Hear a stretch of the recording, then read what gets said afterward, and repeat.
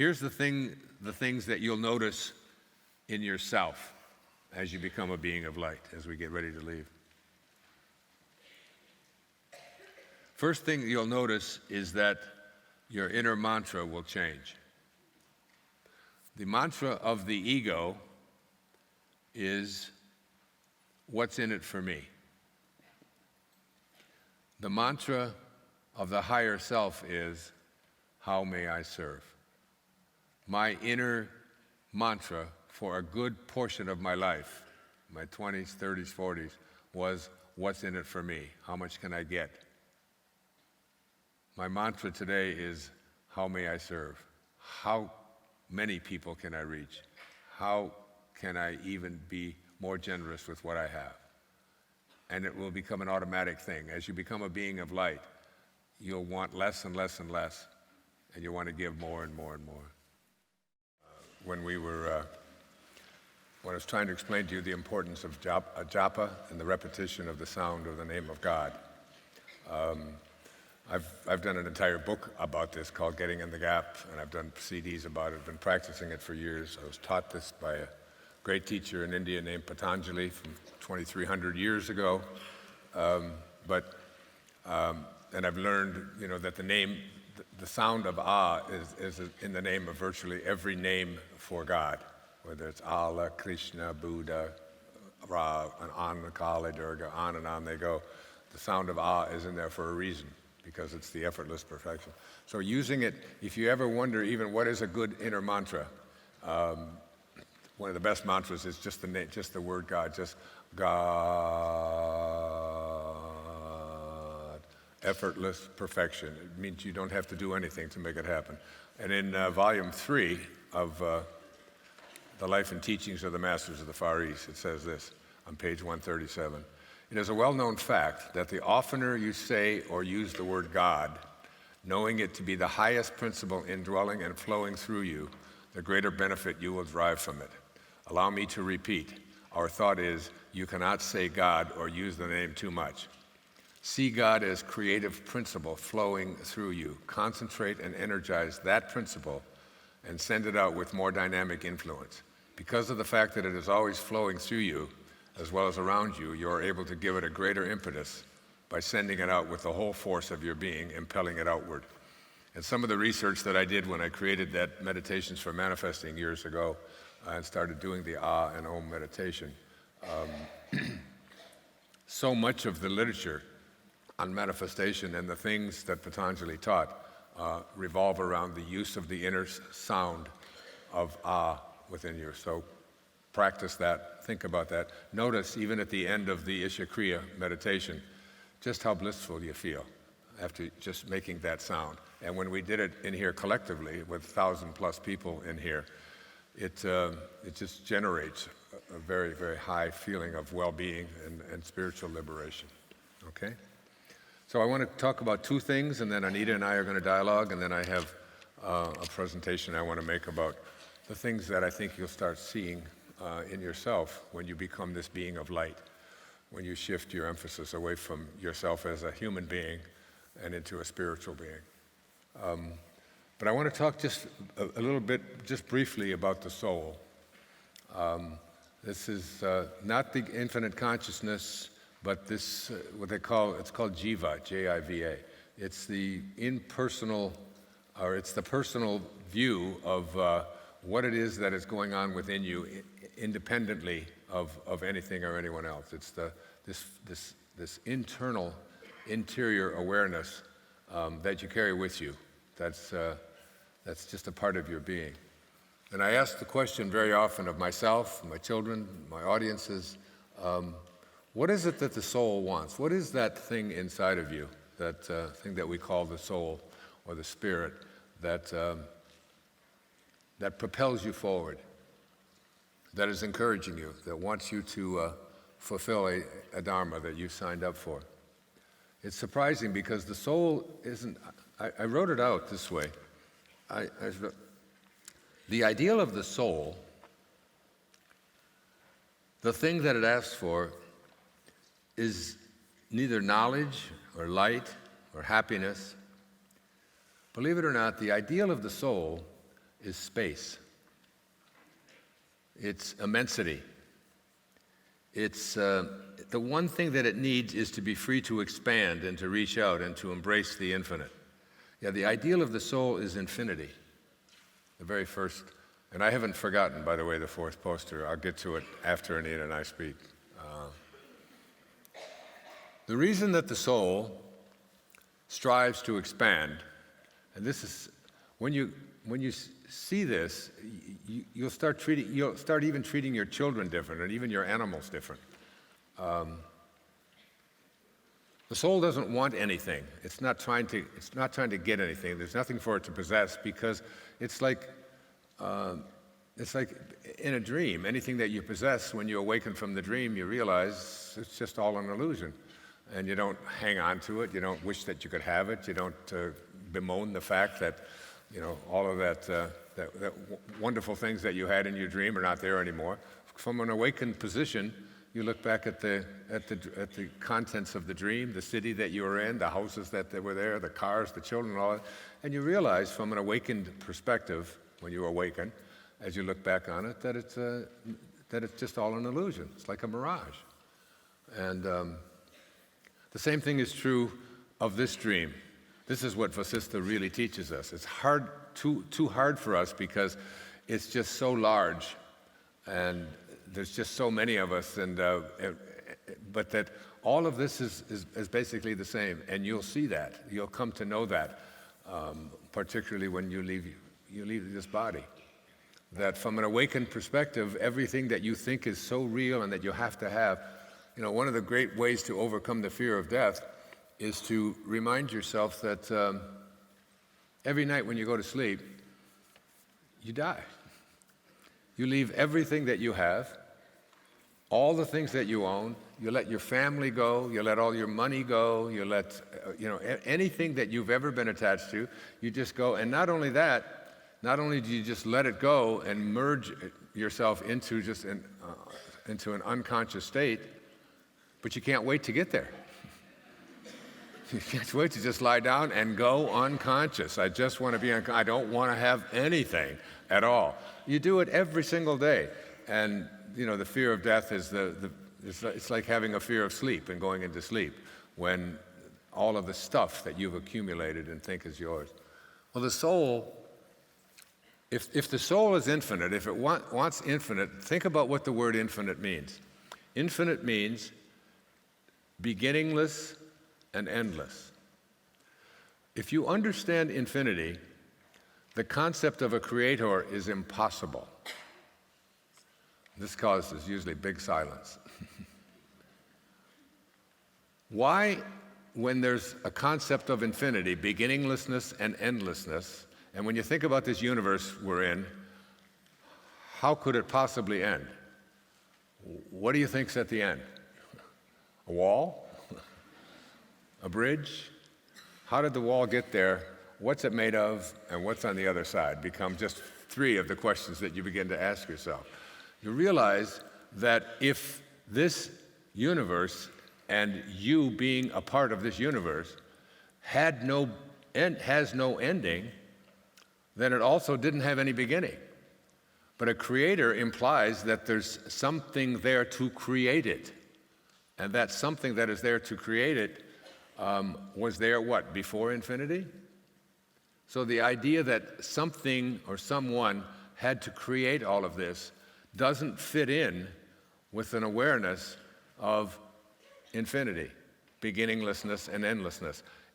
We can't grasp it, because it is just, we're trying to grasp the concept of something that had no beginning and had no end with something that did have a beginning and does have an end. Your brain or your mind or your body. You're trying to put into something that is finite a concept of infinite. But that which is infinite can't even acknowledge or recognize something that is finite. If it recognized something that is finite, it wouldn't be infinite any longer. We just have to get ourselves past that. That's why meditation and getting quiet is so important. Now, your soul just wants to Because it's infinite, it means it doesn't want to stop any place. And not stopping any place means it doesn't want to have a leash put on it. It doesn't want to have a fence put around it. It doesn't want to be put into a box. Every place that I've ever spoken, I always hear parents talk about children and how inconsiderate they are when they say, "You're not the boss of me." You laugh because you've all heard it or you've said it yourselves. You can't tell me what to do. I'm my own person. You're not the boss of me. Who do you think you are? That is not a bratty child being disrespectful to their elder. It is a soul saying, you don't get to decide what I am. In the prophet, Khalil Gibran says, your children are not your children. They are the products of life's longing for itself. They come through you, but not for you. Your children, they understand that they're all scurvy elephants in a way. They're all disturbing elements. They don't want to be put into a box. And it isn't like you can put the body into a box, you can put it into a cage, you can tell it what to do, you can dress it a certain way, you can tell it what to think, you can feed it certain kinds of teachings and so on. But the soul of the child, the soul of you, has always resisted anybody putting them in a box. Because the soul is beginninglessness and endlessness. And the moment that you try to stick it in here, tell it what to be, it fights that because it's infinite. Infinity can't be finite. It's the opposite of infinite, finite. Finite means it stops. Finite, finish. It finishes here. It starts here, it finishes here. The soul doesn't know what that is. It just it wants space. It needs to expand. That's what all of you want to do. There's a theme song that there is for the soul. The theme song for the soul was sung by Roy Rogers and Gene Autry about 50 years ago or more. Ready? Oh, give me land, lots of land, and the starry skies above.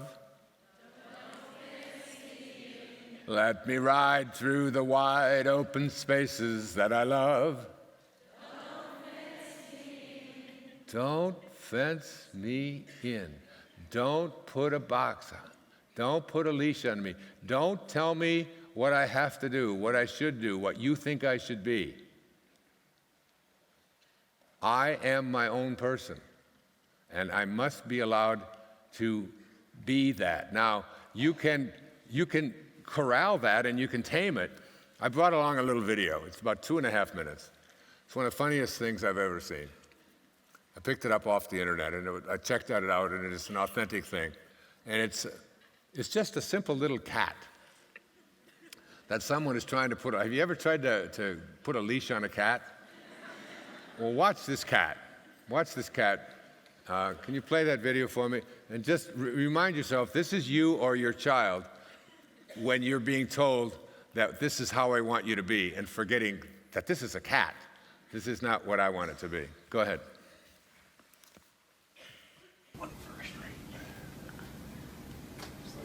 So this.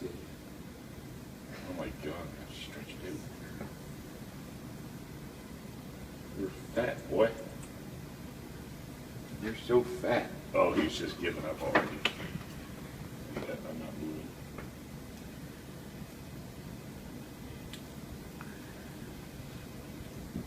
Okay, let's go for a walk. Monkey, come on, let's go for a walk. Come on. Okay, let me put you in a He's box. sport. Let me put a leash on you. Come on. Let's go for a walk. Let's go.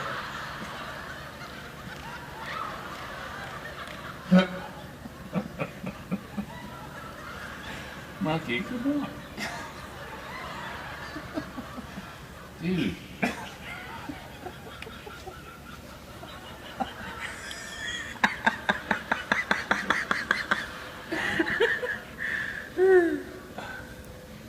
Monkey.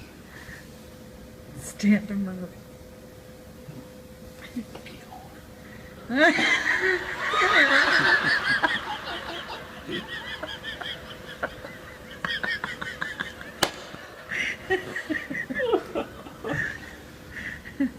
too good. You're too good for this. Good one.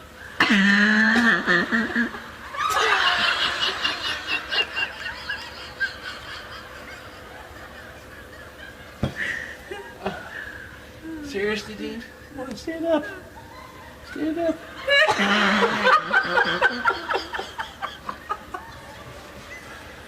Monkey.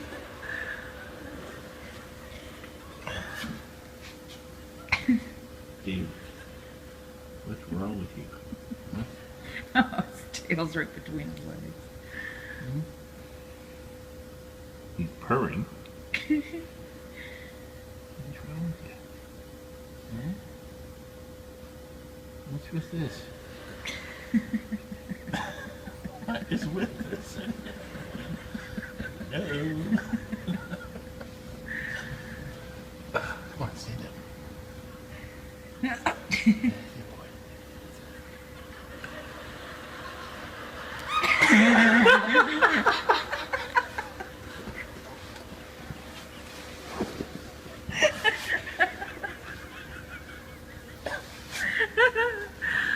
Well, I won't even try to stand up. Monkey. Come on. Come on. There you go. See, you can support yourself.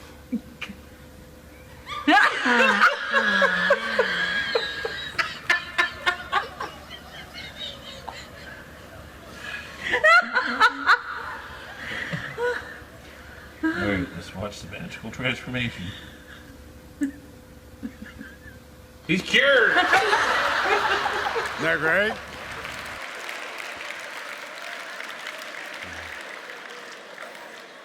That's your soul. That's anytime anyone tries to come into your life and tell you what you should be or what you can't be or how to do things and so on. That's you can get the body to conform. You can get them to do things the way you want them to do. You can get them to conduct themselves in the ways that you've directed them to be. But inside, the soul just says, all I want to do is expand. I just want to keep going. I want to keep on growing. And the minute that you put it step, you've gone from infinite to finite. And that which is infinite cannot even recognize anything called finite. Because the minute it does, it's no longer infinite. It's now part of something that is finite. So that's your soul. And a very important thing to remember, especially with your children. It's, when I received my doctoral degree back in 1970, my mother wrote me a little poem telling me how proud she was of, that I was the first person in my family to even ever set foot inside of higher education, let alone get a bachelor's degree and then a master's degree and then a doctoral degree and so on. She just couldn't be more proud. And she said, I didn't really know how far that you would go, but somehow I knew you would touch a star. She said, all I knew, and this was such great parenting advice, she said, a mother can but guide, then step aside. Guide and step aside. Allow them, even if the things that they seem to be doing, in your opinion, are damaging or deleterious to what your objectives are, it's still this whole idea of just allowing those souls and not putting a leash or not putting a fence around or not putting it in a box. And it's one of the things I can say most proudly of all 8 of my children, that I never went in there and told them, this is what you have to do, this is how you have to do it, you have to do it to please me. I know when my oldest son was in, my oldest son is a son that I adopted from was my wife's first marriage. And he came over, he was in England for a while, and then he came over when he was 16, and it was time for him to go to register for college. We got him into a college. He was about 18. And my wife was just all concerned. She said, well, you're going to take Shane over, and you're going to have him, you're going to show him how to go through registration, you're going to show him how to do all of that.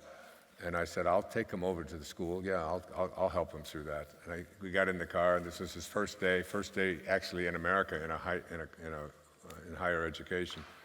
And we arrived at the campus, and I said, this is the campus. He said, yeah, but he said, where do I go? How do I do it? I said, well, there's a whole group of people over there. It looks like there's some lines and all of that. I remember my first day in college when I had to register. I went where all the people were, and you'll probably figure that thing out. And I said, meanwhile, I've got a tennis match at 9 o'clock, so I'll just, and I just let him go off and figure it out. She was just mortified that I wouldn't walk him through the steps and take him through that. And you don't learn that way. I have a very dear friend. Her name is Carrie, and she has 2 little girls, Kamiley and Kylie, Hawaiian girls. And this is a while back. They're now 17 and 18, but this is when they were about 6 and 7. And she brought them over to the house, and she was out there, and we were out by the swimming pool, and she said, do you think it's possible that you could watch Kylie and Kamiley for just maybe 2 hours while I go shopping? I never, ever get a chance to even just go shopping. I said, absolutely. There's no problem whatsoever. She said, you don't understand. My girls, they fight all the time. And she said, I'm always breaking them up. I'm always having to separate them and all of that. And my grandson, Carter, was there as well. He was about 5, and they were 6 maybe, and 8, something like that. And I said, look, I can handle it. It's a swimming pool. I'll just make sure that they don't drown. That's all I'm there for, is just to make sure they don't drown. She said, yeah, and she's just back and forth. I don't know. I better not leave them. I know how my girls are. They're always at each other. They're always fighting. I said, just go shopping. Just go back. I'll see you in a couple of hours. So she went, and about 15 minutes after she was gone, Kamiley came running up and said, Kylie pushed me. Kylie pushed me. She was splashing on me. She was getting all upset. I said, whoa, whoa, whoa, whoa, whoa. I said, I am a Taoist master. I said, I am at peace. I choose peace at all times. I said, splashing is something that takes place at a pool. I would expect that. So you just enjoy yourself. She just walked away. Oh, my God. 15 minutes later, her sister comes over, and she's really screaming and all upset. It's just, Kylie did this, and Kylie did that, and your grandson, he doesn't have any respect, and he pushed me. And I said, whoa, whoa, whoa, whoa, whoa. Let me just ask you a question. I want you to try to imagine how little I care.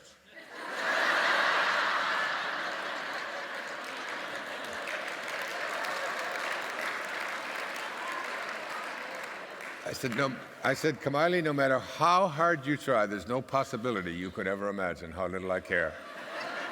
I'm only here to make sure that you don't drown. As long as you don't drown, the pool is yours. You can do anything that you want. It's all yours. I'm not interested whatsoever.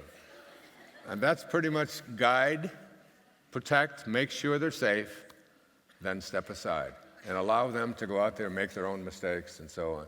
The soul, their soul, will appreciate that. And as you could even hear when my daughters got up here and were talking, they were never, ever told that they had to do anything to please me or anyone else. If they came home from school and they were 4 or 5 years old and they say, Billy doesn't like me, Billy doesn't like me. I said, well, how do you feel about you? Well, I'm fine. Well, then what do you care? Well, Billy told me that I was dumb. I said, well, that's just Billy's opinion. I said, tomorrow, Billy could come in and say that you're a car. Would you be a car if Billy said you were a car? Told you to get down on all fours, took out a funnel, put gasoline in your ear? Would that make you a car? Well, I could never be a car, Dad. That's so stupid. I said, well, you can never be anything other than what you choose to believe about yourself. That's just a way of interacting so that as adults, they understand that. One more thing I want to say before Anita and I come up, and that is I was deeply blessed to come into contact with a very divine spiritual master. He passed away when I was 4 years of age. His name was Peter Dunov, D-E-U-N-O-V, Peter Dunov, a name you might want to get to know. He's from Bulgaria. There are some people here from Bulgaria, I know, because I talked to a woman yesterday. I was speaking a little Bulgarian to her, and she was pretty shocked. Albert Einstein said, "The whole world bows before me,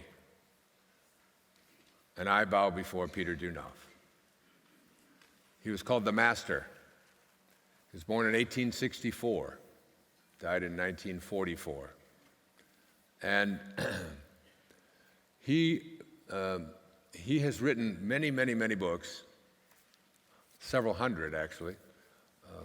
I've read quite a few. I did a past life regression that I was written about in Wishes Fulfilled. And in that past life regression, I saw myself, it's just as real today, this moment, as it was when I did it several years ago. And I went back and I was this man, this older man with a white beard, and I was trying to talk to my son who was very angry at some of the things that had happened to his mother from some of the people and so on. I don't want to go into all the details of it, but I've never forgotten the face of the man that I was being in that past life. And then someone sent me a picture, a book, a large book called The Life and Teachings of Peter Dunoff. And when I looked at the cover of that book and I saw it, I said, "Oh my God, that's exactly who I was in that past life." But then I thought, how could that be? He was alive at the same time I was for 4 years of my life. And then we begin to understand that time and beginnings and ends and causes and effects are things that we've just all invented. That the universe is just one. It's just oneness. And it is possible, it certainly was for me, because I've never forgotten it. And I was just invited to write an introduction to one of his books that's being published in London. I wrote the foreword to it. In 1944, when Bulgaria was occupied by the Nazis, there was a Tsar in Bulgaria, and he was in hiding. And the Nazis there had declared that all of the Jews who were living in Sofia and throughout Bulgaria were put onto trains, and that the trains were going to go take them to the concentration camps throughout that area in Eastern Europe. And they were all loaded. And people came to Peter Dunoff, who was considered to be the master, this incredible teacher of divine love, spirituality, higher consciousness, peace. His work is it's just astounding. Just talking about him gives me goosebumps. When I'm thrilled to think about how honored I am to have been asked to write the foreword to a book of his, because he's going to be regarded as one of the greatest teachers of all time. He was educated in Bulgaria and also in America for about 6 years, and then went back and did his morning sessions and something called paneurythmia, and teaching people about how to be divine beings. And his devotees came to him and said, "Master," he was always called Master,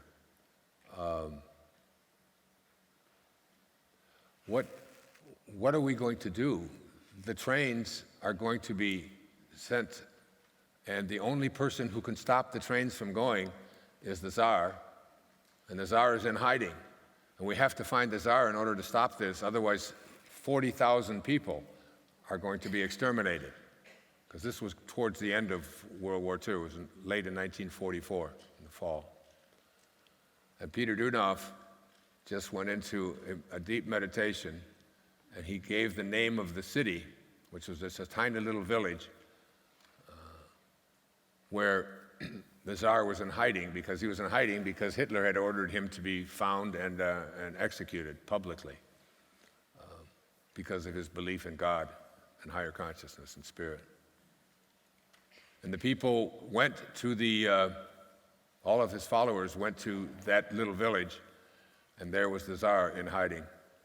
And Peter Dunoff sent a message to him saying, "If you do not give the order to stop these trains from going, then it will follow you into eternity, the evil deed that you are responsible for. And the Tsar, from his place in hiding, stopped those trains. And Bulgaria is one of only two countries in all of Europe where not one Jew was sent to a concentration camp during World War II because of Peter Dunov. Denmark was the other. Such was the consciousness of this being who had this internal awareness. Because what happens when you start living at that elevated God consciousness place, there are no barriers, there are no breakdowns. You can see things that other people can't see. It's what's behind that fourth poster. So, in one of his books, he said there are three kinds of love. He said, the first is the kind that we are all accustomed to. It's called human love. And human love is a love that changes, and it's a love that varies. So that when we think of human love, we think, I love you today, but yesterday I didn't love you so much, and you forgot my birthday, so now I hate you today, and my love is constantly changing. It's there one minute, it's not there the next minute. And it also varies. There are times when it's very intense and very hot and very loving, and in human love, there are times when it's very cold and very distant and you don't want anything to do with them. This is human love. This is the love that we have come to recognize as the way that we function and who we are as people. To become a being of light, you have to move past that. And the second of these kinds of love that Peter Dunov wrote about so brilliantly in so many of his books, you must get to know more about him. It's part of my feelings inside, my internal burning desires to bring the work and the teachings of this man to the rest of the world, and why I'm so honored to. I really feel that he and I share a twin soul in some way. I saw myself, even now as I close my eyes, I remember being in that past life regression and seeing myself as Peter Dunov. And this is before I had ever even heard of him. I was put into that past life regression by a woman from Bulgaria, Mira Kelly. And it was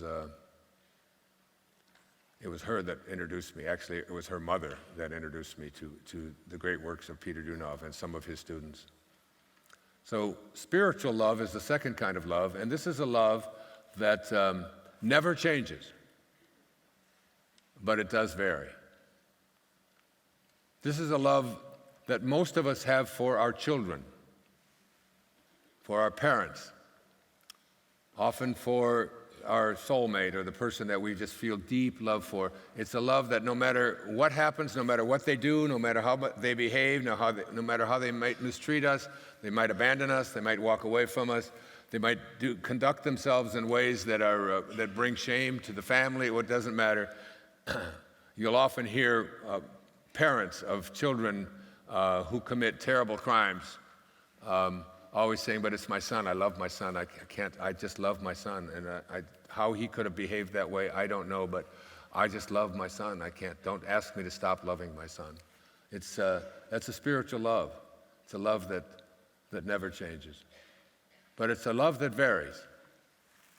Those of you who are parents know. You love your children, you adore your children, you could never stop loving your children, but there are days when you just wish you didn't have to look at them. So it varies. It's up and it's down and it's in and it's out. And I must say, in traveling for the last couple of weeks throughout Australia with two of my daughters and being together every day, every night, and that we've just fallen even more deeply in love. It's just so beautiful, yeah. Aren't they beautiful girls? I mean, just... and even though they live in a different state than I do, in a different part of the country, in a different part of the world, in fact, some of them, I always feel that, my love for them is just, it's why I've always had such a difficulty with my own father, how he could walk away from three children. the way that he did. But in some ways, I think that perhaps that was the way it was supposed to be, that he incarnated just for that, just to teach me forgiveness so I could teach it to you, and so on. So he's probably right here amongst us now saying, yep, that was the life I chose. Then there's another kind of love, and it's a love that is symbolized by the orange. If I were to ask you, if I were to take this orange and I were to squeeze it as hard as I can squeeze it, and I were to ask you what will come out, you would probably say juice. And if I said, well, no matter how hard I squeeze it, do you think you'll ever get pineapple juice out of this? Do you think you'll get cranberry juice? Do you think you'll get apple juice? You would say, no, of course not. You would get orange juice. And if I were to further ask you why, when I squeeze this orange, does orange juice come out? You'd say, well, it's an orange. And that's what's inside. And that's the answer. That's the truth. When you squeeze an orange, you get out of it what's inside. And it doesn't matter if you squeeze it or if I squeeze it. It doesn't matter if it's squeezed in the morning or at night. It doesn't matter what instrument you use, what time of day that you use, what circumstances are taking place. None of that is relevant to what's inside. When you squeeze an orange, it doesn't matter who does it, you can only get what's inside. Pretty obvious. And then if we extend that metaphor to yourself, and someone squeezes you, that is, puts pressure on you, that is, says something about you that you find offensive, that it behaves in ways that you find anathema to your belief systems, that is someone who is abusive towards you, that is someone who ignores you, that is someone who abandons you, whatever it might be. Someone squeezes you, and out of you comes anger, and out of you comes hatred, and out of you comes judgment, criticism, condemnation, fear. Out of you comes all kinds of stuff because you've been squeezed, and you don't want to be squeezed. And you believe, in your heart, somehow you believe that it was the person who squeezed me that caused this to come out of me. Or it was the way they did it, or it was the timing. They had no business doing it that way at that time. That's why I got so angry. That's why I responded with such hatred. That's why I struck back at that person. But the truth of it is, just like the orange, when someone squeezes you and out of you comes anything, it's because that's what's inside. How it got there, why it got there, different question. But what's coming out of you when you are squeezed, when you are found yourself under pressure, is what's inside. And the third kind of love that Peter Dunoff talks about is called divine love.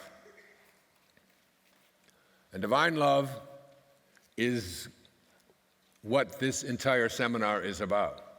Learning to have what's inside come out when you're squeezed, no matter how you're squeezed, no matter who does the squeezing, no matter what time of day the squeezing comes. Because divine love, according to Dr. Dunoff, is a love that never changes and a love that never varies. It's the kind of love that our source, that God, the Tao, divine mind, Allah, Krishna, whatever you want to call it, has for us. It asks nothing of us. It wants nothing back from us. It's a love that's unconditional. Hafiz, the great Persian poet, put it this way: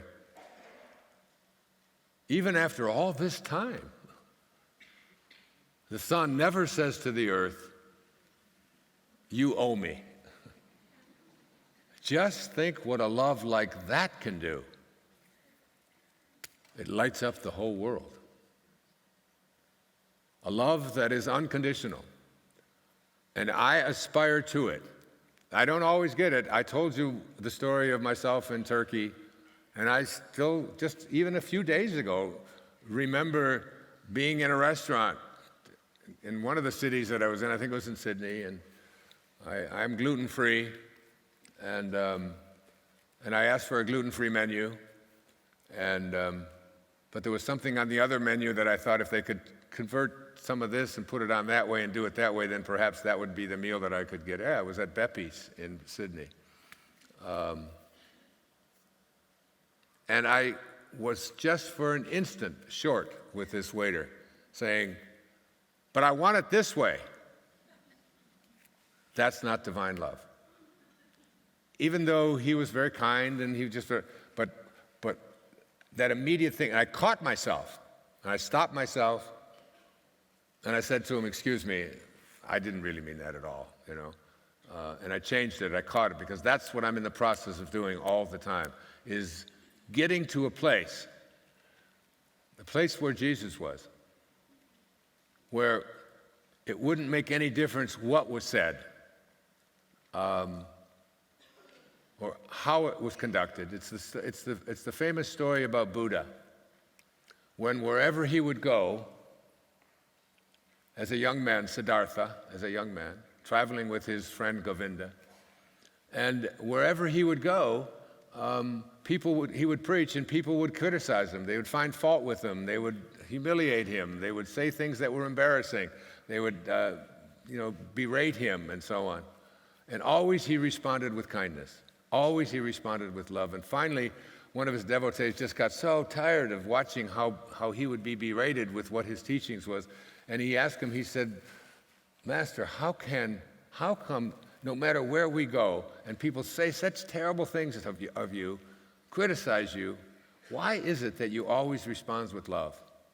And he said, let me answer your question with a question. If someone offers you a gift and you do not accept that gift, to whom does the gift belong? That was his answer. And of course, if someone offers you a gift and you say no, a gift of their criticism, a gift of their comment, a gift of their hatred, a gift of whatever, and you say, no, that's not mine, who owns that? And basically, Siddhartha, as a young man, Buddha, was saying to Govinda, why would I allow myself to be upset about something that belongs to someone else? It has nothing to do with me, it's not mine.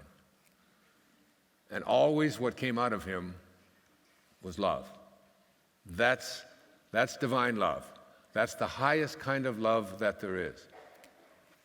Who'd like an orange? Want an orange? Come on, you got to catch it.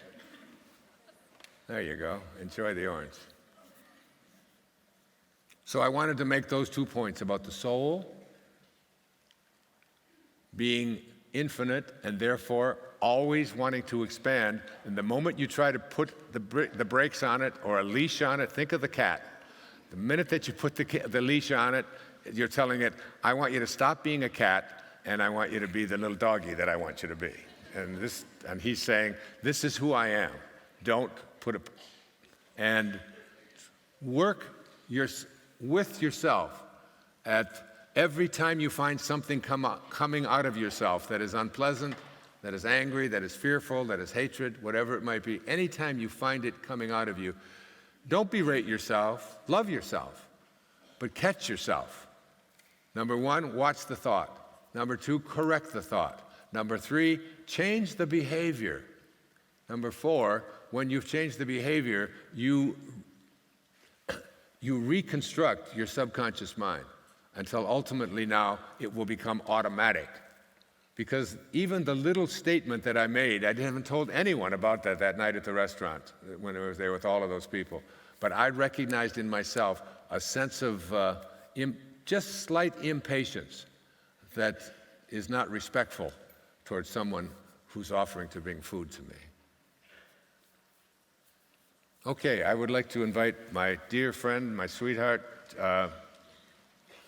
Anita, to come up on stage.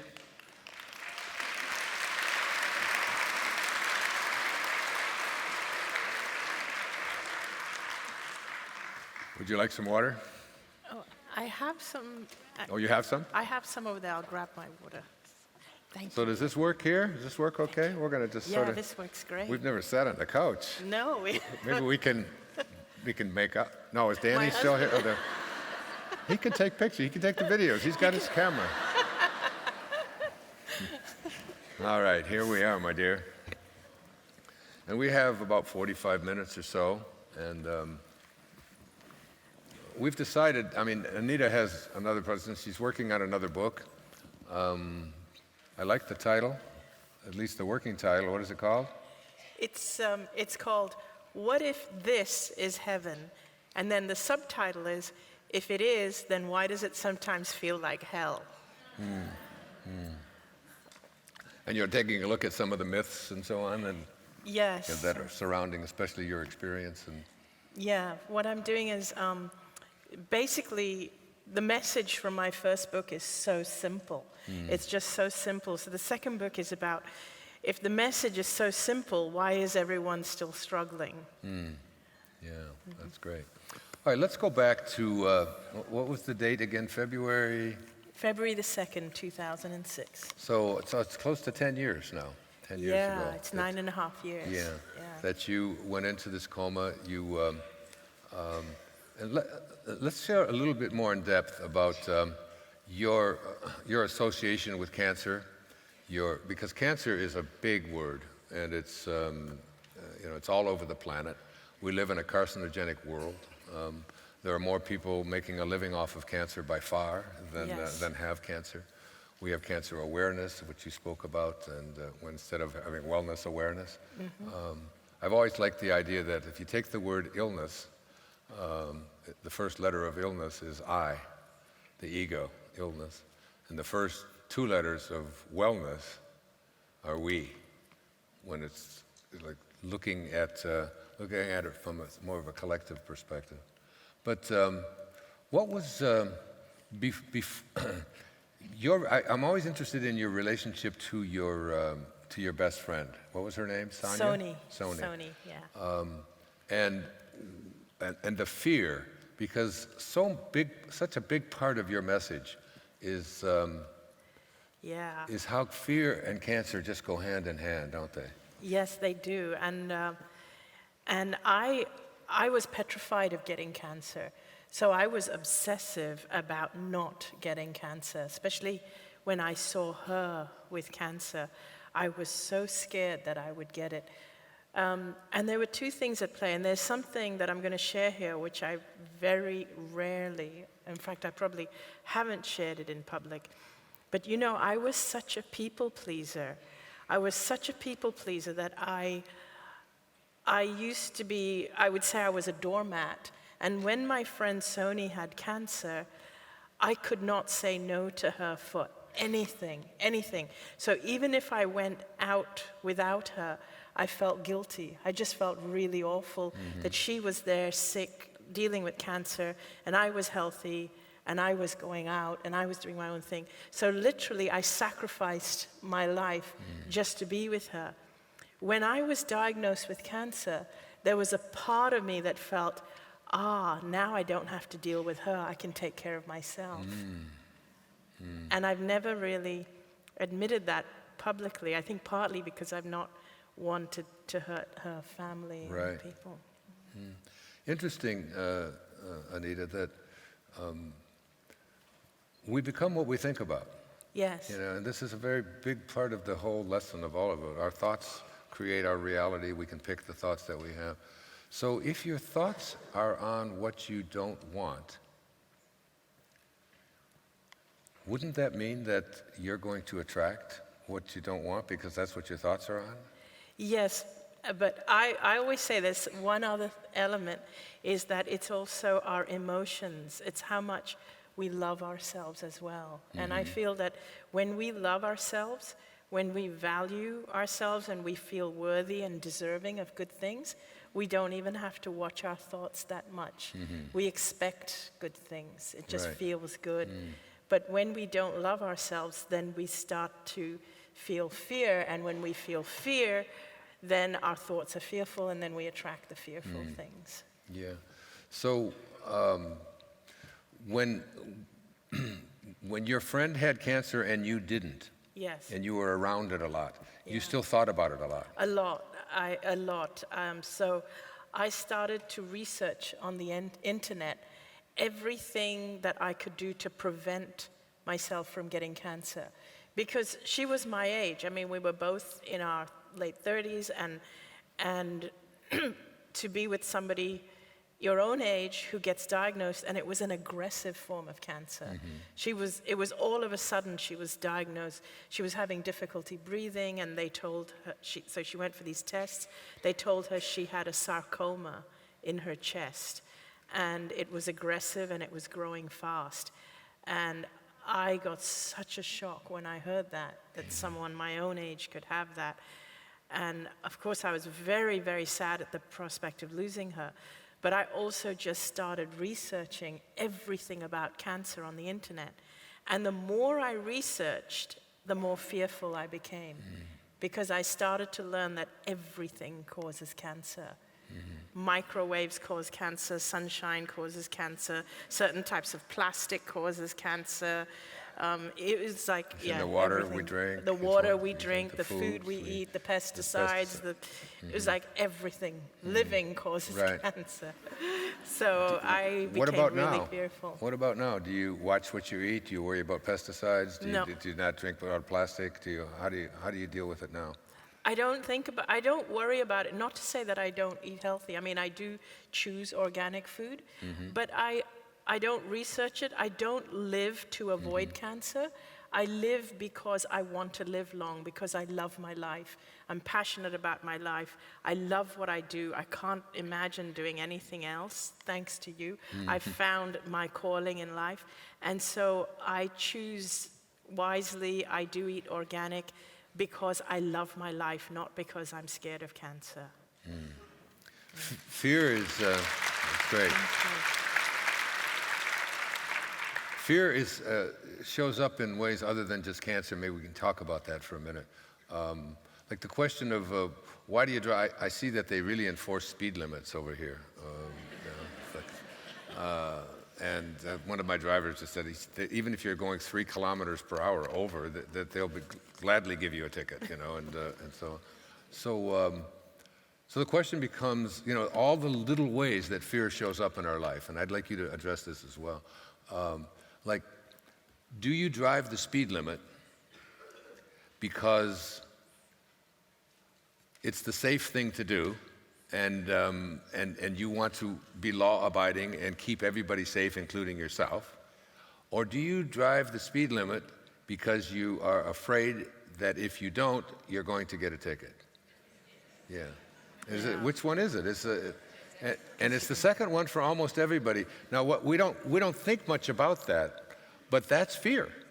That's just a tiny little bit of fear that magnifies in so many of the things that we do all the time. I'm afraid that if I don't, I won't get in your case, it was you were a people pleaser. You were always afraid that you were going to displease your father, your mother, and Yep. And what's wrong with an arranged marriage anyway? What's the big deal? It's like. But think about it.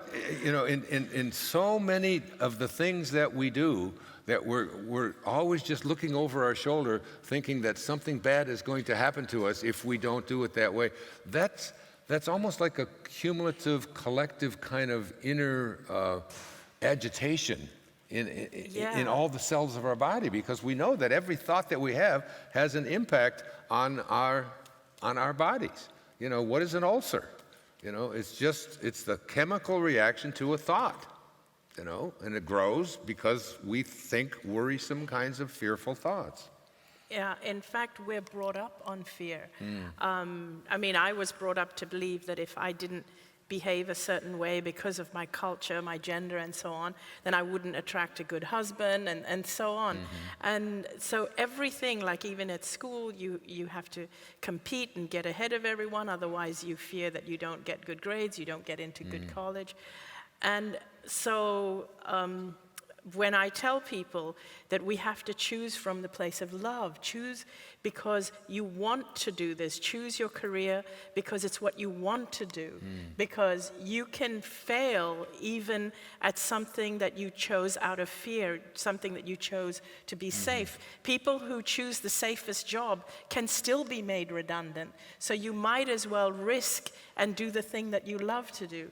Anyway, when I tell people that, I do get people saying to me, but fear keeps you safe. And I say, no, fear immobilizes you. Love keeps you safe. Because when you love yourself, you value your life. You value what you do, and you take better care of yourself. I had a woman come to my home one time and tell me that it's not what you eat, it's what you believe about what you eat. Yes. Yeah. That you can eat industrial waste, and chew on old tires. And if you absolutely have a knowing within you that this is going to make you healthy, that cancer isn't going to grow and so on. How do you feel about that? I agree with that, and I'll tell you why. Because I go to India frequently. And when I go to India, I'm so careful about what I eat and the water I drink, and I don't eat raw vegetables there. I make sure I cook them because of the germs and all. But then I watch these people, the very ones who help me load my suitcases into the back of the car, and they're so strong, and they're barefoot, and they're drinking water straight out of the tap, and they're eating food while they're squatting on the floor, and they're stronger than I am. So yeah. I remember being a young boy, and what we drank water out of the garden hose. We just passed it around when we were thirsty, and the idea of getting one of these, and having to make all of this plastic, I don't ever buy these. I sort of rebel against them. The idea of creating all this plastic to put some water in, Yep.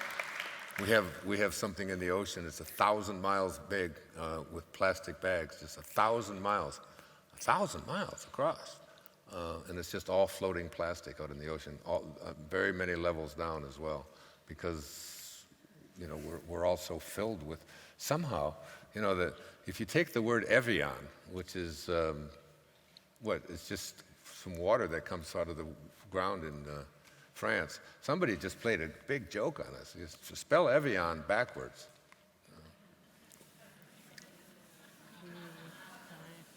Naive. We're so naive that we believe that if we don't drink this water that's poured into this plastic, which is about as contaminating as it possibly can be, that we're going to, and they just take the water out of it and put it in naive and say, oh, this will be $3.50, please. I want to go back to what it's like on the other side. Yeah, everybody does. We all want to know that. Do you feel that you met God? Yes, but then God was me, and you, and you. You're going to go to hell for that. You be very careful. Somebody wrote on my Facebook the other day, a couple of weeks ago, that you have been blinded by the devil. I will pray for you. But then somebody else posted underneath, I've met her husband Danny, and he's not that bad.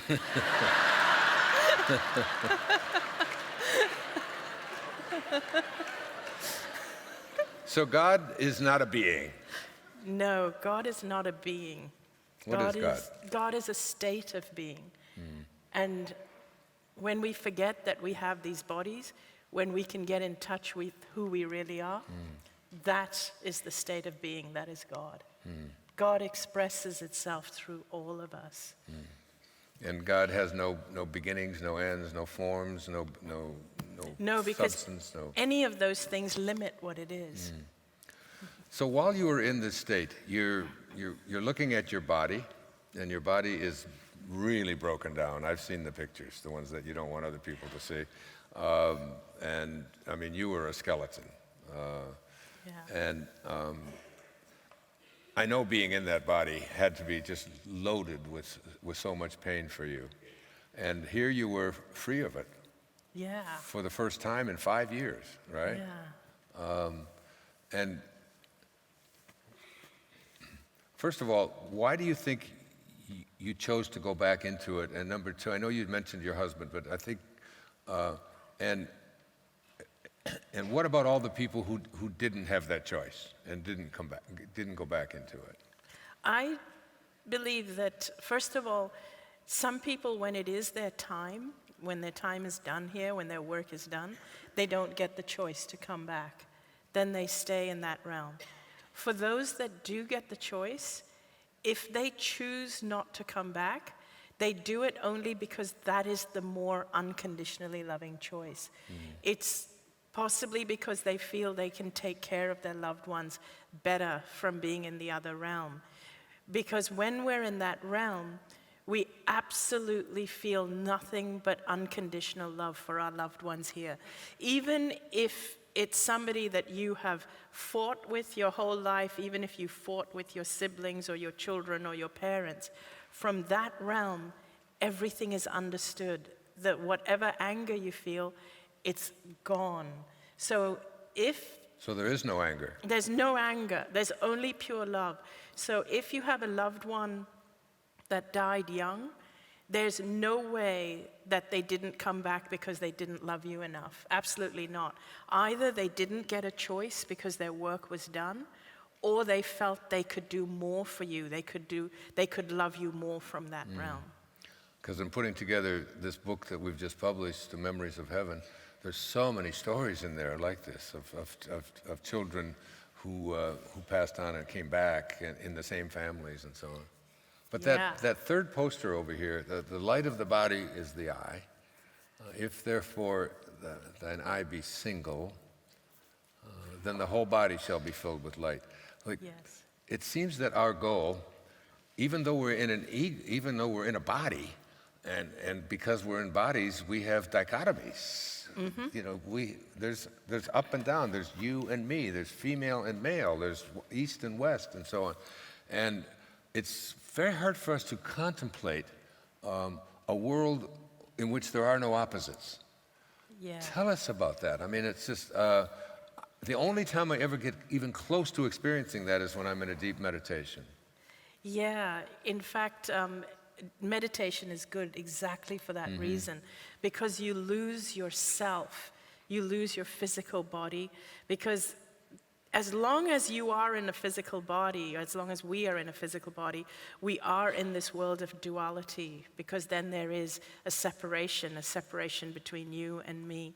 When we can forget or lose our physical body, and that's in the state of meditation, then there's no separation, because in actuality, our consciousness is one. We're connected. You and I, we share the same consciousness, as do you and I.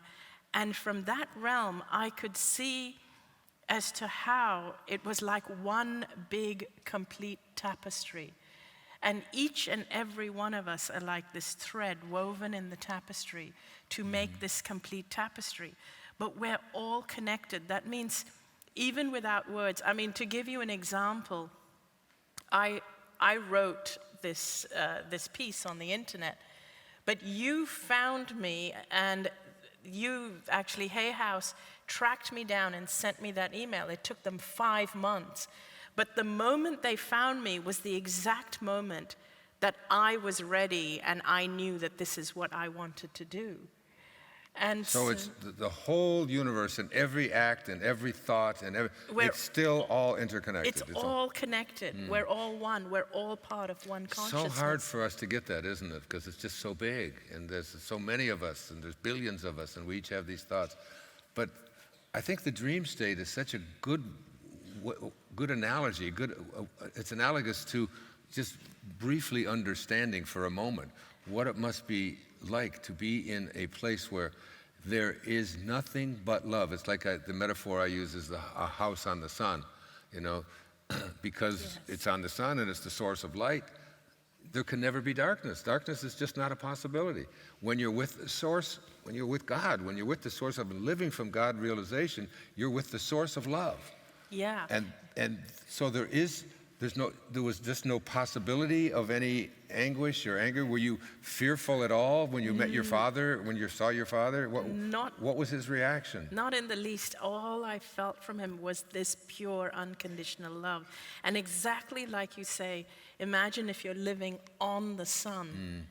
When you're living on the sun, you don't know darkness, you don't know nighttime, there's only sun. That's what it's like. It's living in pure love.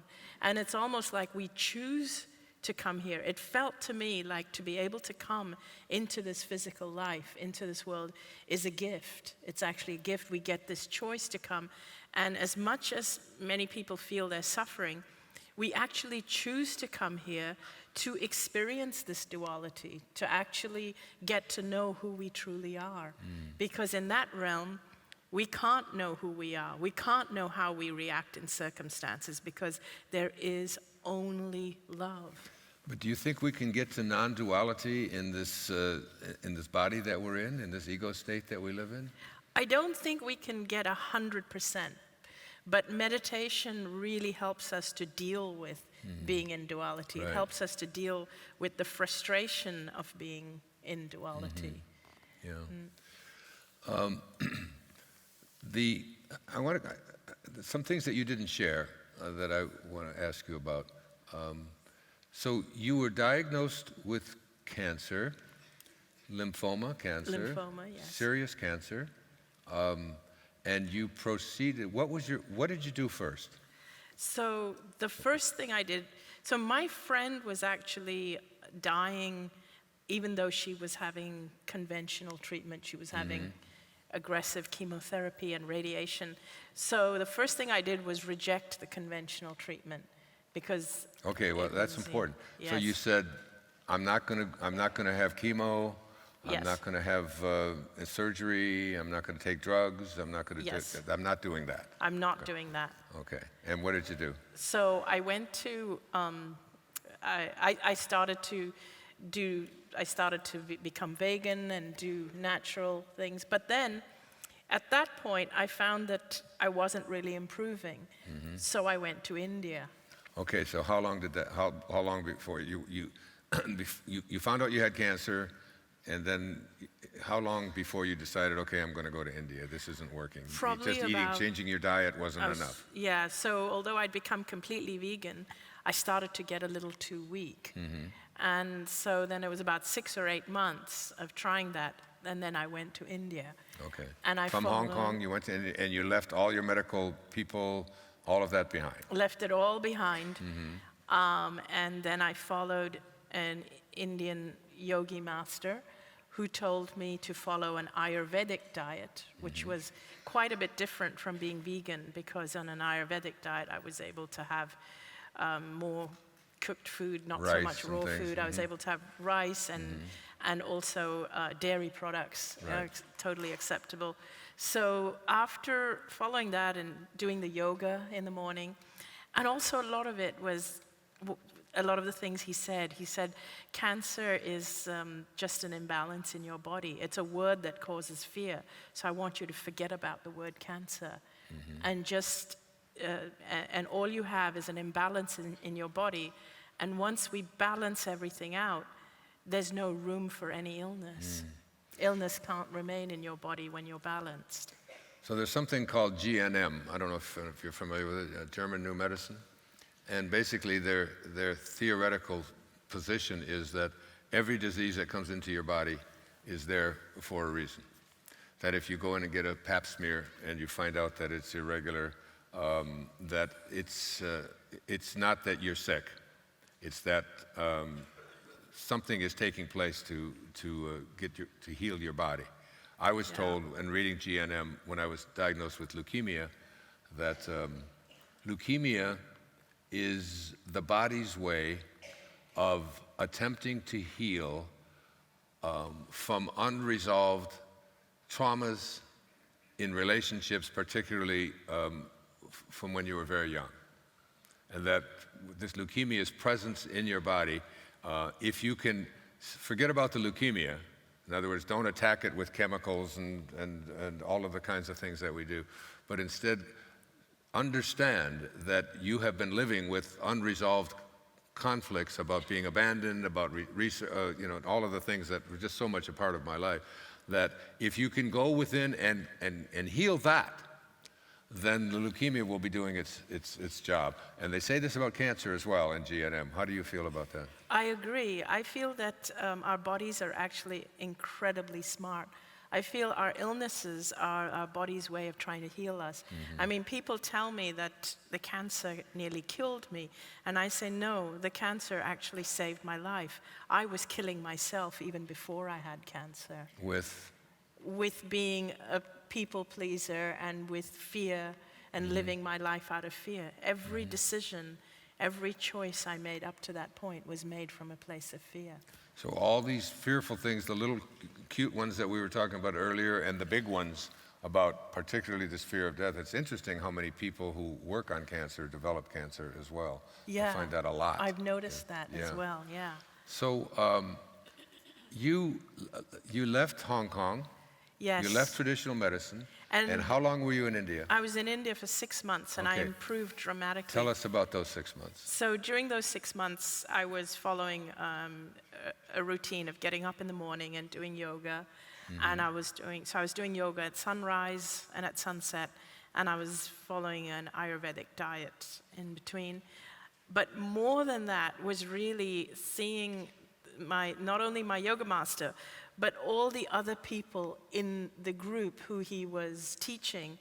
And we were all of the same mindset. You know, we shared recipes for that kind of food, but we all believed in the same thing, that the body is sacred, the body is incredibly intelligent, the body knows how to heal, and we just had to create the most optimal conditions for the body to heal or function optimally. Right. And we all had sort of the same culture. Now, when I was doing the naturopathic diet in Hong Kong, when I was first diagnosed, I was surrounded by people who thought I was crazy and doing the wrong thing.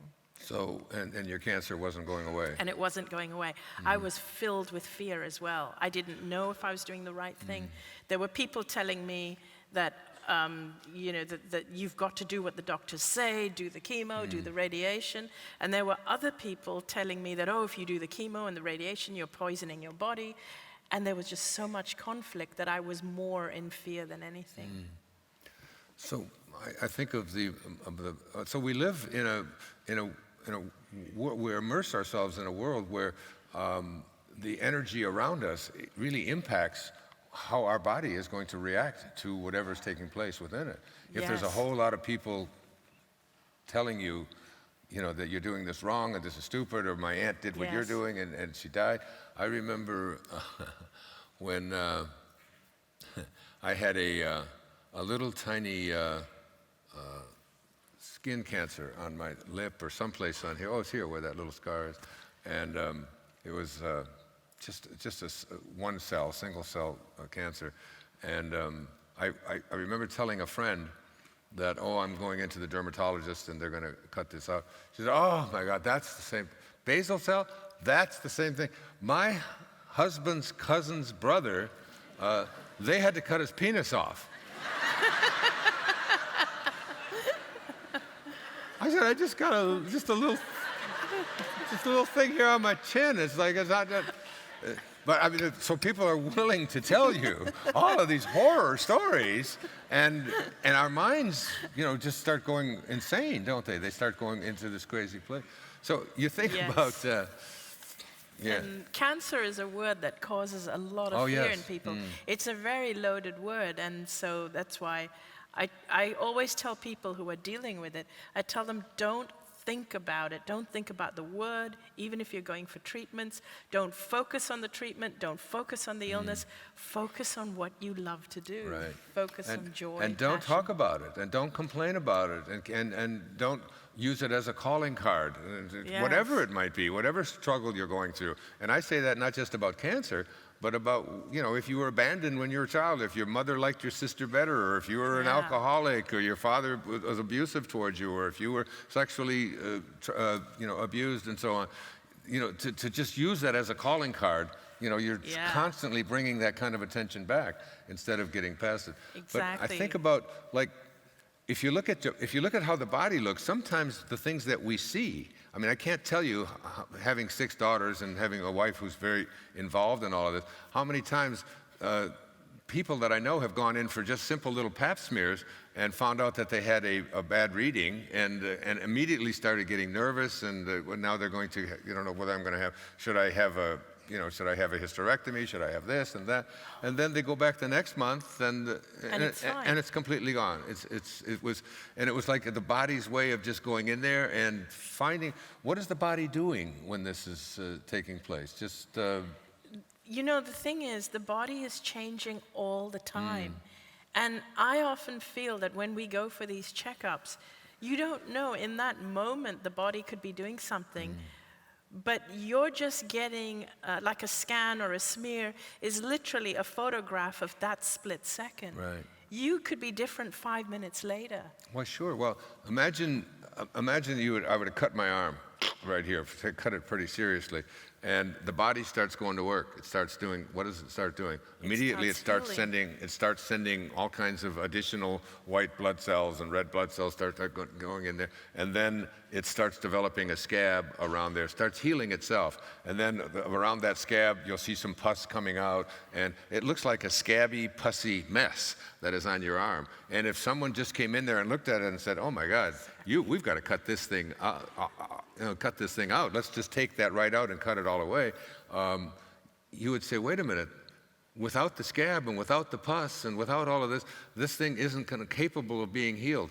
It's no different on the other level as well. Exactly. And when we look at what we see and it looks unpleasant or looks scary or looks like it's inconsistent with our well-being, we immediately want to treat it with drugs. Yes. Or take.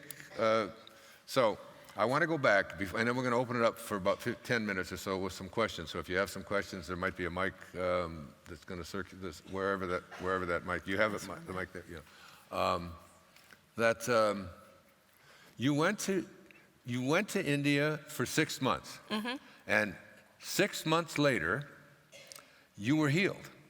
I felt fantastic, and I came back, everybody said I So that's looked how you better. tell whether that's the same with me. I don't go to doctors to Yeah. get my white blood cells count and to check on, and I don't do that at all. Plus I take zero medication of any kind. I don't take any prescription drugs at all. I only take supplements, drink juices, do my coffee, my little thing, and I go on the basis of how I feel, each and every day, and that makes me know that I'm healed, at least in this moment today. So 6 months go by. Now, what in the world makes you go back to Hong Kong? Okay, you've got family there, right? Your husband is there. Yeah, my home is in Hong Kong. I was missing my husband. Although he was coming to visit me every month or 6 weeks, he would come for 2 weeks and then go back. I missed my dog, I have to admit that. I missed my dog very much. And my home was there, my friends. Right. My family are kind of spread out all over the world, but I missed home.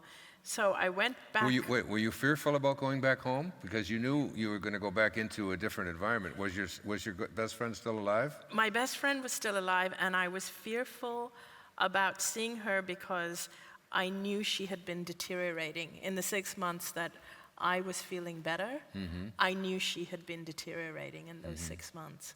Okay. So I was fearful about seeing her. But you did go back. I went back. And what happened when you got back? And when I went back, I saw my best friend, and so much of the fear came back. And then everybody said to me, because I said I was fine, I was feeling fantastic. They all said, "How's it going? How's your cancer?" And I said, "It's great, I'm feeling really healthy." Everybody said, "Have you had the scans? You should go and check up, have a checkup, prove that you're feeling fine." And in the scans, what are they looking for? Looking for cancer, of course, yes. So you're looking for cancer, you're looking for love in all the wrong places. Yes. Yeah. You're not going to find love in a place that's looking for cancer. You're going to find cancer, Yes. or something that might even indicate, well, possibly it may be this reading is a little bit off, and so on. And instantly what happens when you get those readings and you get those reports back is the body starts going into withdrawal. And what happened is that at first I resisted having the scans, but because of all the pressure, I became more and more fearful. And I could feel my health deteriorating as I became fearful. And finally I gave in, and yes, the cancer had come back. But I could feel it.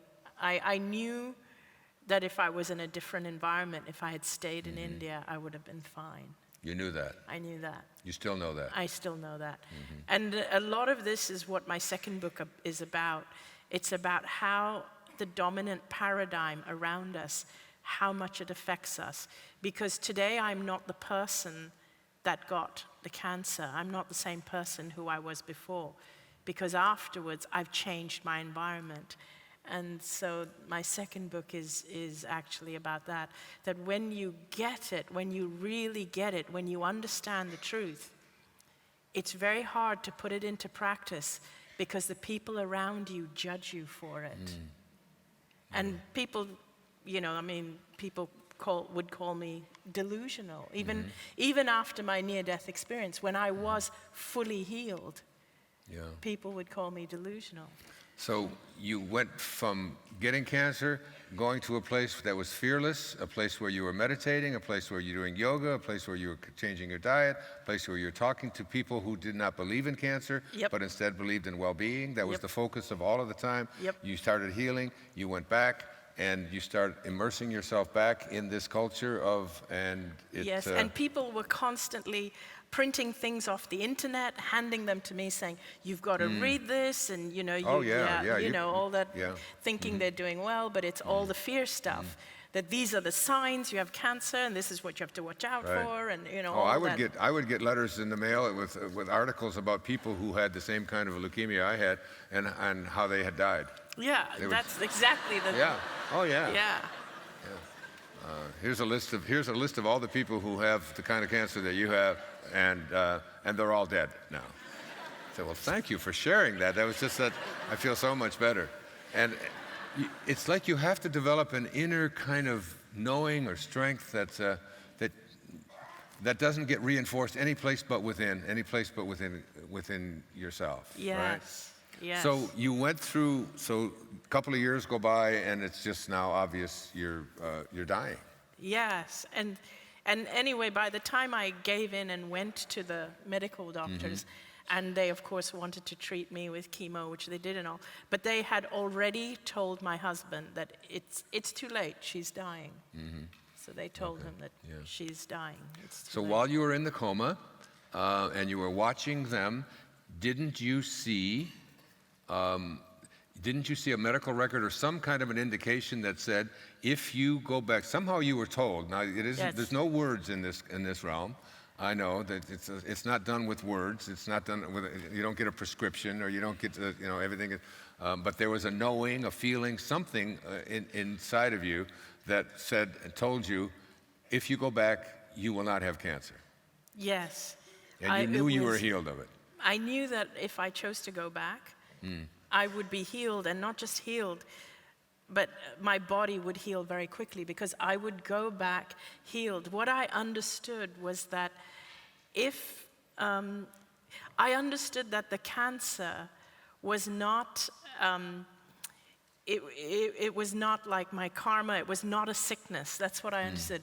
It was not an illness. The cancer was me turning my own energy inwards, dimming my own light. And I understood that as soon as I came back and allowed myself to be who I am and just shine my light as brightly as I can, be as me as I can be as authentic as I can, there would be no room in my physical body for cancer. It was just my own consciousness that wanted to express itself, and I had suppressed it, so it had expressed itself as cancer. And weren't you told that you had to live fearlessly? I mean, you have to My get father actually, yes. What did he say? He Or how said, did he now that you communicate it? know the truth, but it was more like, if I put words to it, the feeling was that now that you know the truth of who you really are, go back and live your life fearlessly. And you're doing that And I'm doing that. every day. Yes, Yeah. thank you. Anita Moorjani. Thank you. Okay, we have about maybe 10 minutes or so. So if I know there's a million questions, there always are. Isn't she unbelievable? I mean, the fact that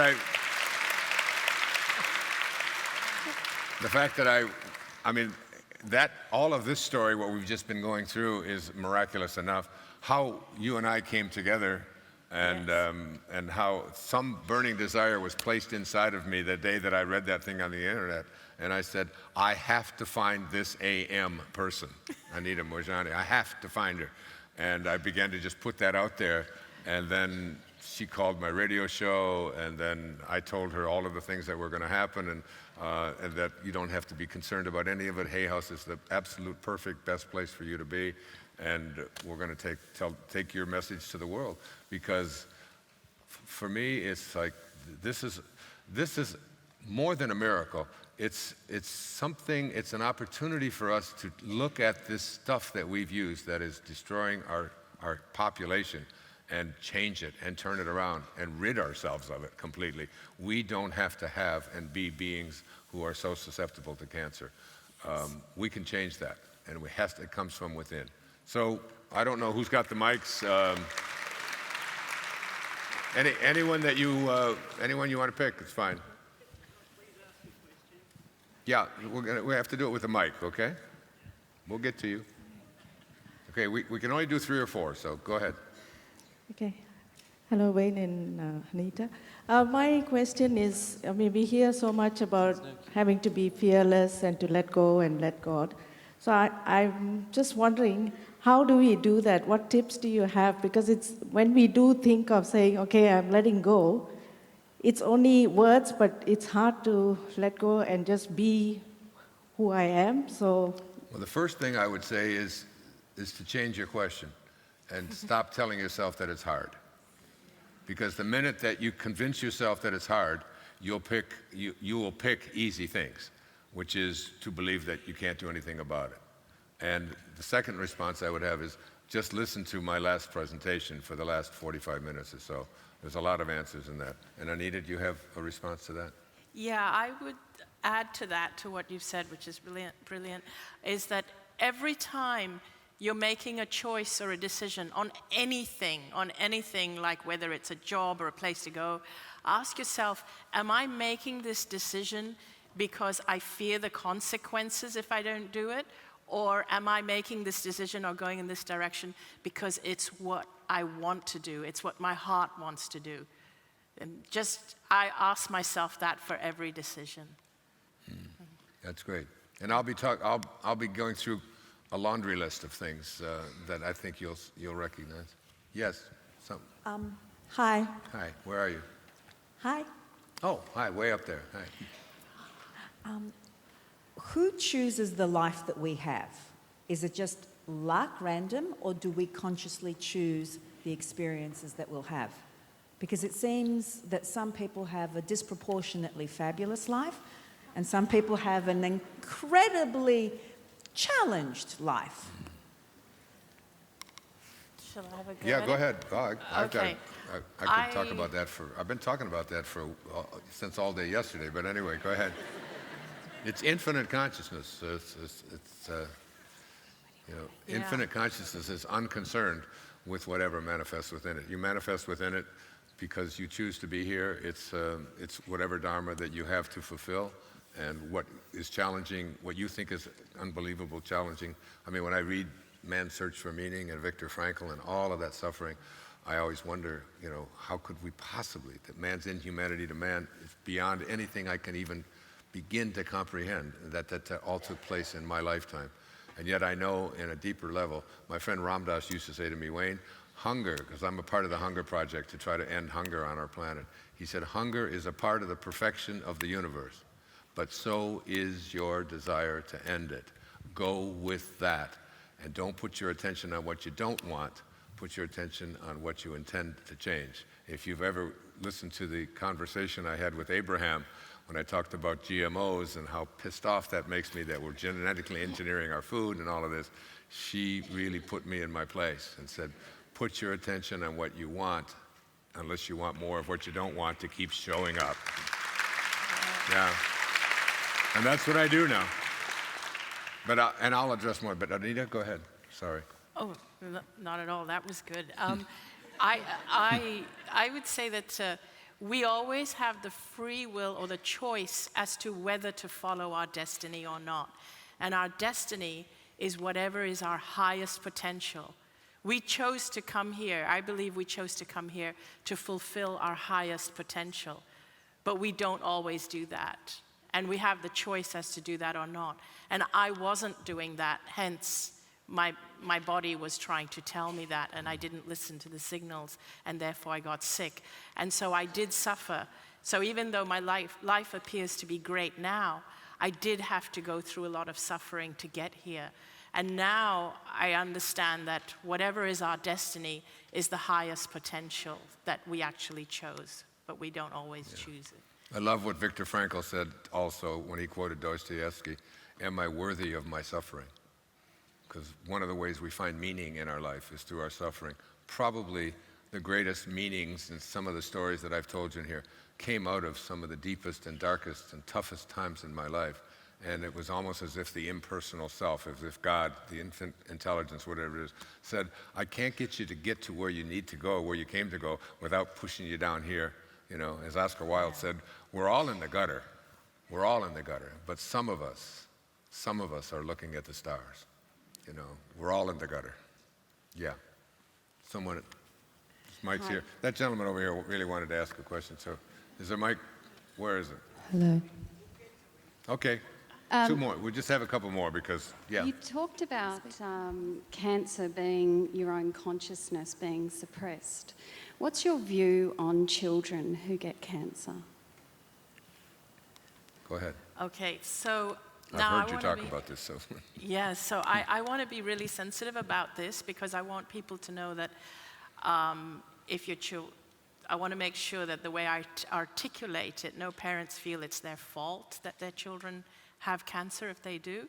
But there's a couple of different reasons. One is sometimes children may get cancer. They may have chosen it before coming in because for some reason it was needed for the parents.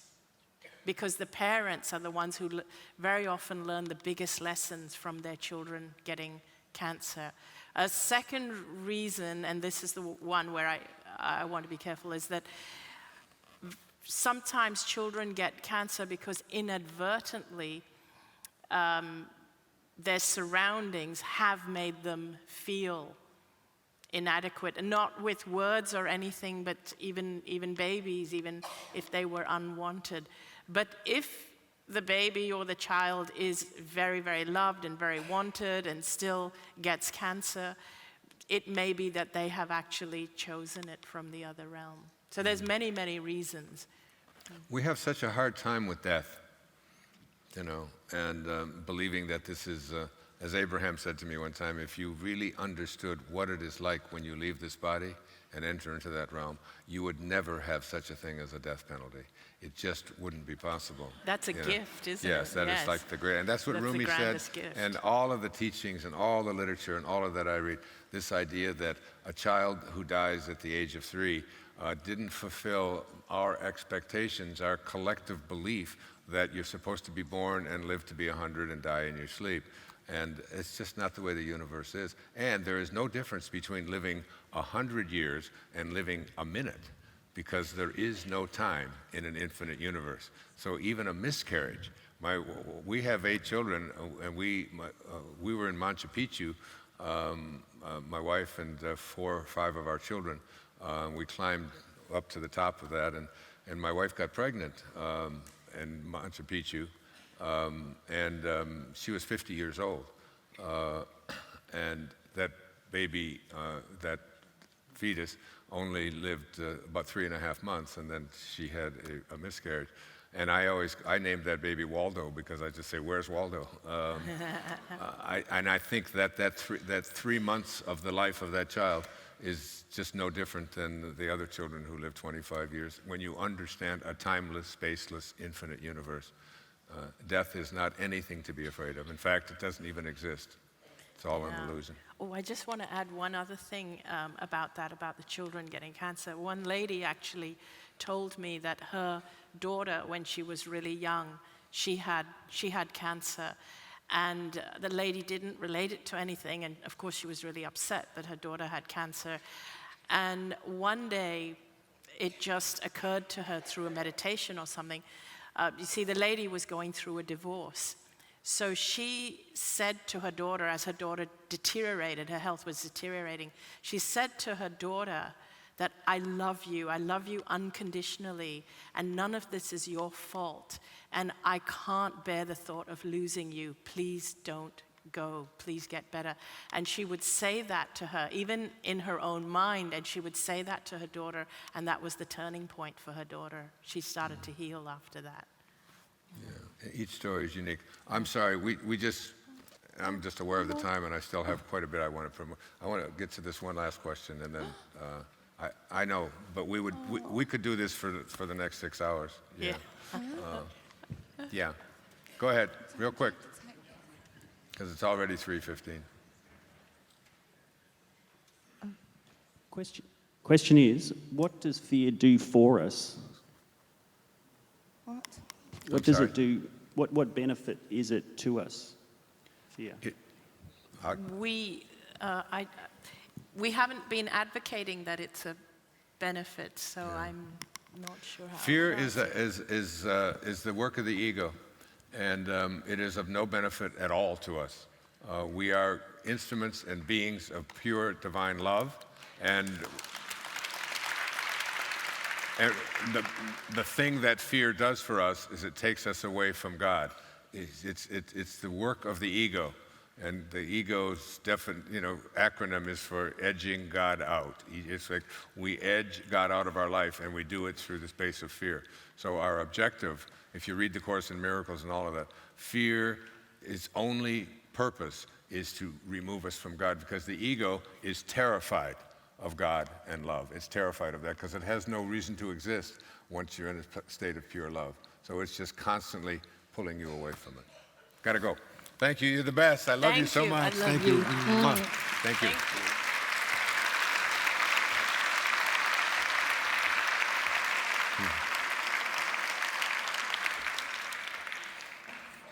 There were so many circumstances and things that brought Anita into my life.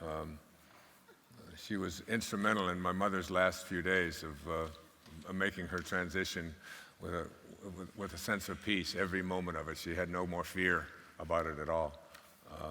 And I can't tell you how many people's lives she's impacted and continues to impact. And while many people have had near-death experiences, it's not that uncommon. You'll see there's a whole literature of it, and there's lots of websites about it.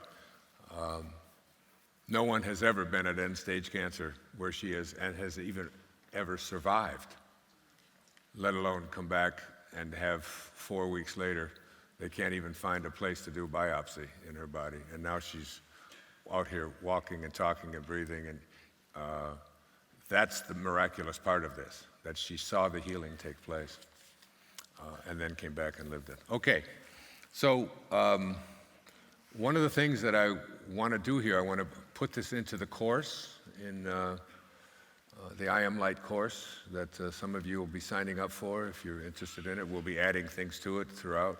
This is one of the things I want to add to it, because the course is out there now. We've already gone through a segment of it, and quite a few people have taken it. But I felt that there was something missing.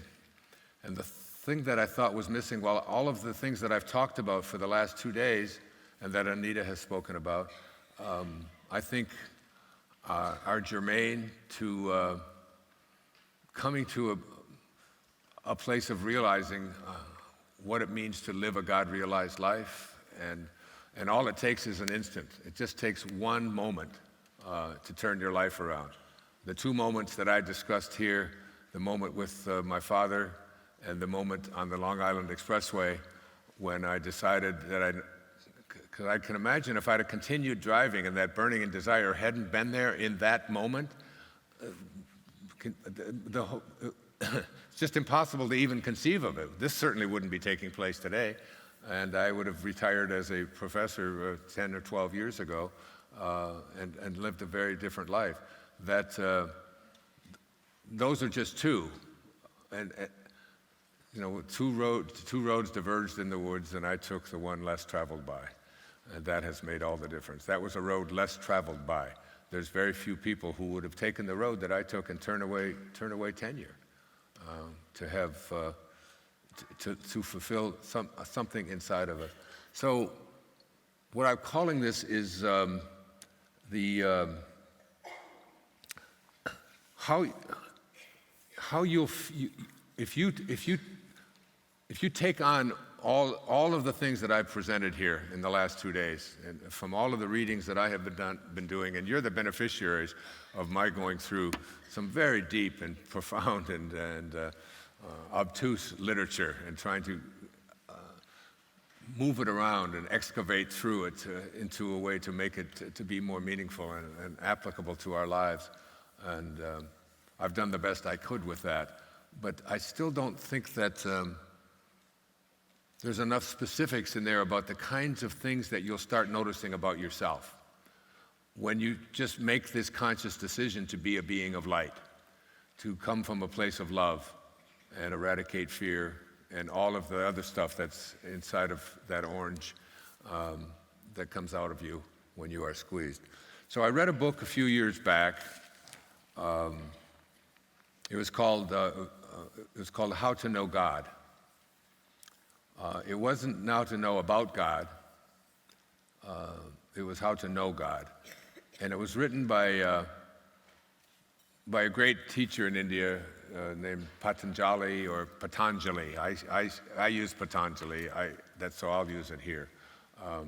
And it was a fascinating time in my life. This goes back maybe 10, 12, even further than that, 18, 19 years ago. And what I was trying to do was to because I've always been so intrigued with people who are capable of performing feats that other people can't perform. It doesn't matter what it is, whether it's in athletics or whether it's in music. When I watch a great dancer, to watch a Baryshnikov in ballet, I mean, it's just to see the kinds of things that they can, because I'm intrigued by everything, and especially people who elevate themselves in the physical domain to be like the best in the world at what they be. The number one tennis player in the world today is Djokovic. First his name is Novak. Yeah, there it is. Novak Djokovic. It's a very hard name. It's Djokovic, Nakovic, whatever it is. Number one player in the world, just made a decision. And what he did, he was a top 20 player, and he decided that he was going to go gluten-free. And they changed his diet around and decided that he was going to watch everything that he put into his body and to not put anything in there that was toxic. And in less than a year, he gives total credit to just that, of removing the toxic side effects of gluten in his diet and wheat, and was able to elevate himself. That it just takes a tiny little thing. And I don't know if do you know, do they have baseball here in Australia? No? Well, I'm going to give you an example from it anyway. Pardon? My son's playing for Australia now. In baseball? Oh, so they do have some baseball. Well, in baseball, when you go up to bat, if you can hit an average of what they call 250, that means that every 12 times you go up to bat, you're going to get 3 hits. And that will make you an average professional baseball player. 3 out of 12 times. They throw the ball at you, you swing the ball, and you get on base. All right? And now that makes you an average player at the highest level. If you're going to bat 333, which is probably will win you the batting championship, you'll be the best batter in professional baseball if you bat 333. All you have to do is get 4 hits every 12 times you go to bat. So you're already guaranteed to get 3, otherwise you wouldn't be there, right? So you're a 250 hitter.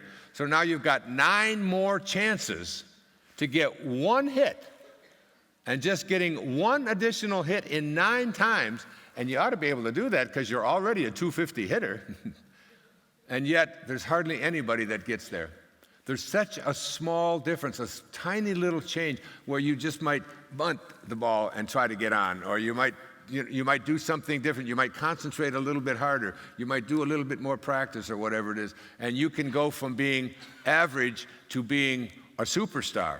And this is true in virtually every profession and anything that you do out there. You're only a tiny little thought away from being the very best in the world at what you're doing or what you would like to do. It's just one little event can change everything. And Patanjali had 5, what I call the 5 aphorisms of Patanjali. What I was doing at the time that I was reading How to Know God, there are 40 sutras in How to Know God. And these sutras are words that you repeat to yourself. And if you repeat the first one to yourself over and over and over again, and then you put it into practice, and it's a mental practice, then the next day, you do this for 40 consecutive days. The next day, you do the first sutra, you repeat it again over to yourself, you memorize it, and now you take on the second one. And these are only a couple of sentences each. And then the third day, you take the first 2, and then you do the third. On the 15th day, you take the first 14 sutras, these things that are being taught to you about what it means to learn how to manifest, what it means to learn how to live at a magical level of consciousness, until ultimately you get to the 40th sutra. And you're able to do things that you never even imagined yourself able to do, including have a complete memory of the previous 39. And I got up to about 31 or 32, and my wife kept getting pregnant. It was her fault. I had to stop. It wasn't my fault. So I was practicing these sutras and seeing, there were things, because I watched something called the yogic races. And these are where they would have these yogis that would sit there in this position with their legs crossed. Now you just imagine yourself sitting like this, and then it's about 100 yards ahead. There's about 8 or 9 hurdles, and they start out about, let's say this is your level here. They start out about this high. So you bounce yourself down to that first one, and they're racing doing this. And then you lift yourself over this by just sitting in this position. You're able to lift your body up and go over it, and then you go on to the next one that's a little bit higher and a little bit higher until you get to the very end. Now, try to imagine what it would be like to just lift your body, just get your rear end off of the ground, even for a split second. But you have the capacity, all of us have the capacity to do this. My teacher, Abraham Maslow, used to say, self-actualizing people must be what they can be. There is something inside of them that says, if I have the capacity to do it, I must figure out how to be able to make it happen for myself. This is what I have done recently. I had someone come in and say to me this morning, you look so fit. I've been watching you for 20 years. You look better now than you did 20 years ago. You look stronger, you look healthier. I said, I have made a commitment to radical well-being, to making my body, at the age of 75, respond to me, because what I have come to know and understand is that what happens to you when you get older is a result of what you believe when you are younger. Even Alzheimer's is like the idea that when you're in your 20s and in your 30s and in your 40s, and you believe that the aging process is one in which you have to slow down, that your mental capacity begins to deteriorate, that your memory isn't quite as good as it used to be. I don't know if you've noticed about my memory, but I hardly used any notes the entire time that I was up here. Because, and I'm not asking for applause, I'm just saying I have made a commitment to myself that I do not have to slow down, I do not have to deteriorate, I can do anything that I put my attention on, including travel to Australia and then travel to London and travel to Israel and do these kinds of things, because you make a decision now, whatever age you are, that as I go through the process of my body going through what we call the aging process, that I am never going to believe that I have to slow down, that I have to deteriorate, that things can't work out for me as well, that I'm going to get something like Alzheimer's and so on. You need to make a declaration to yourself now, to yourself, I will never attract Alzheimer's into my life. It is not something that I'm going to buy into. It's not something that's going to show up. If I start forgetting things and so on, I'm just going to work harder on my memory. I have the capacity to keep myself from doing this. And I've had people say to me, aren't you afraid to say that God's going to get mad at you and you're going to get Alzheimer's? I'm just going to say, who are you? If I got it. Why are you talking to me, you know? So what you believe affects not only whether or not you get cancer and all the things that Anita and I were speaking about up there, it affects every aspect of your life. And there's not a reason in this world that all 1,000 people who are in this room cannot make a decision to their own radical well-being. And if you just make that decision, the universe will help you to fulfill it. Remember Thoreau's definition of success. If you advance confidently in the direction of your own dreams and endeavor to live the life which you have imagined, you will meet with a success unexpected in common hours. It will begin to show you. That's why I do the juicing. That's why I do the gluten-free. That's why I don't eat toxic foods and I eat organic foods. That's why I do these crazy coffee enemas and things like that, because I have an awareness that I can take this body of mine and through my intention, I can make it as absolutely healthy as I declare it to be until I decide to leave this body. So this is what I was working at 20 years ago. And I've always known that you do not have to slow down. It does not have to, but you've got to be so cautious about the ways that you think and process this about your life. Make a commitment right now to yourself that I'm going to live from a place of radical well-being. All you have to do is make that commitment, and then what you're doing is you're removing some of the corrosion that has existed from living at ordinary levels of consciousness. This is what just Castaneda was talking about when I was reading that earlier this morning.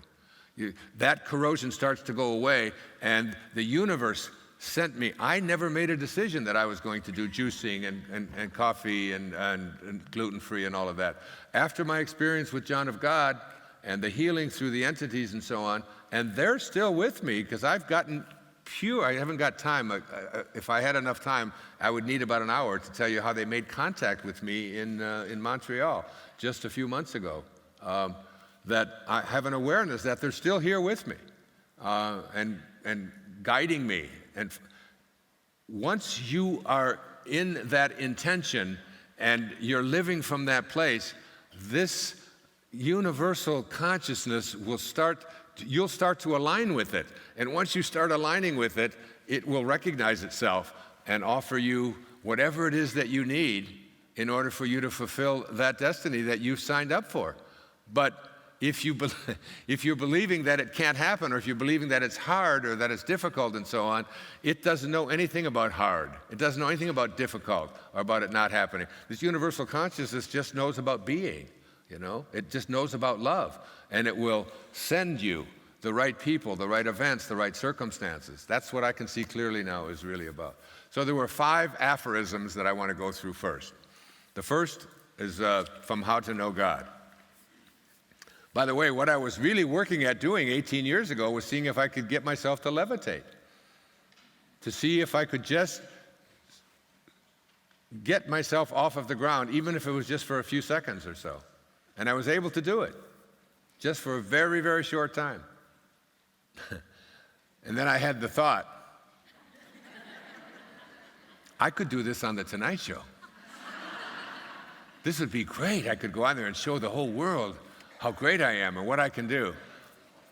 Boom!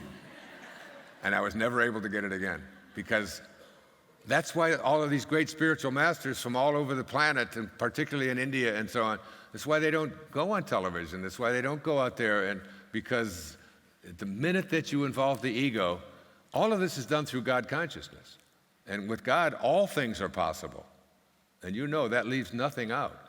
The minute that you put your ego in there, you've edged God out, and the possibilities for making it happen. If you're trying to do it for wealth or for fame or for ego or to prove yourself, to make yourself better, all of that is just a way of saying, I don't want to attract the angelic guidance that I would like to have.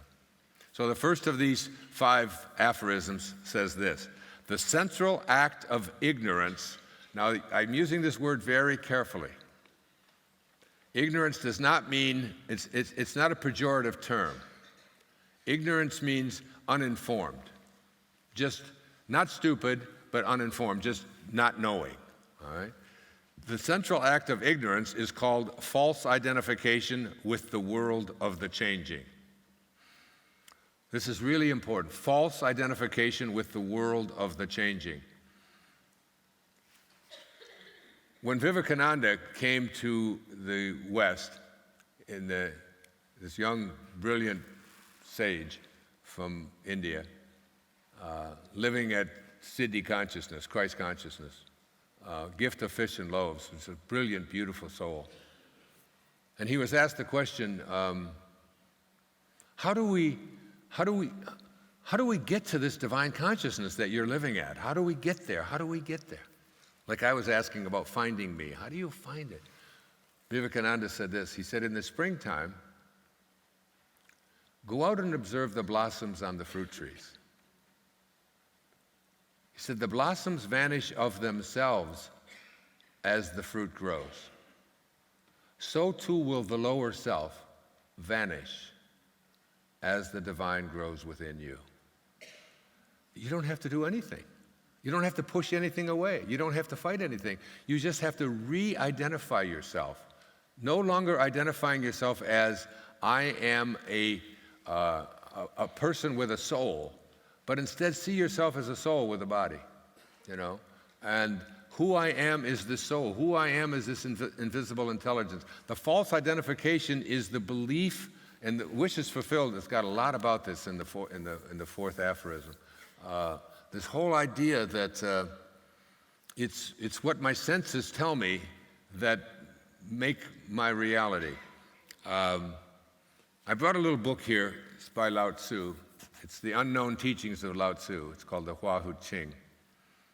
And there are 2 things in here that I want to share with you. There's 81 verses here too. The 59th verse says, if you wish to become a divine immortal angel, then restore the angelic qualities of your being through virtue and service. This is the only way to gain the attention of the immortals who teach the methods of energy enhancement and integration that are necessary to reach the divine realm. These angelic teachers, the guidance that you ask for, the guidance that is there for you with all of these burning desires that have been placed into you, and you're saying, I don't know, I'm not sure, I can't afford that, I have to move to another city, I have to do that, I have to leave this relationship, I have to be away from whatever it might be.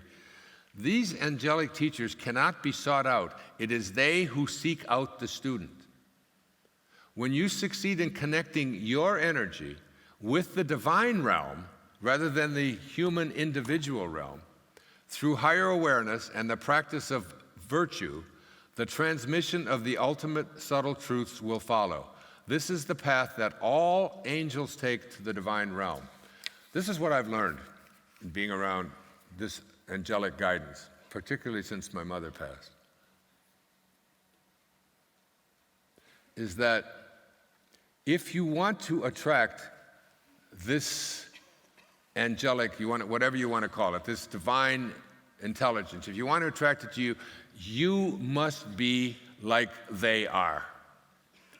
If you're in a state of anger or frustration or conflict, in A Course in Miracles it says, a mind at war with itself remembers not eternal gentleness. You came from eternal gentleness. When your mind is at war with itself, when you're in a state of conflict, I even say to people, praying to God, who is only pure love, is only oneness, to resolve your conflicts, if you just think about how impossible that is,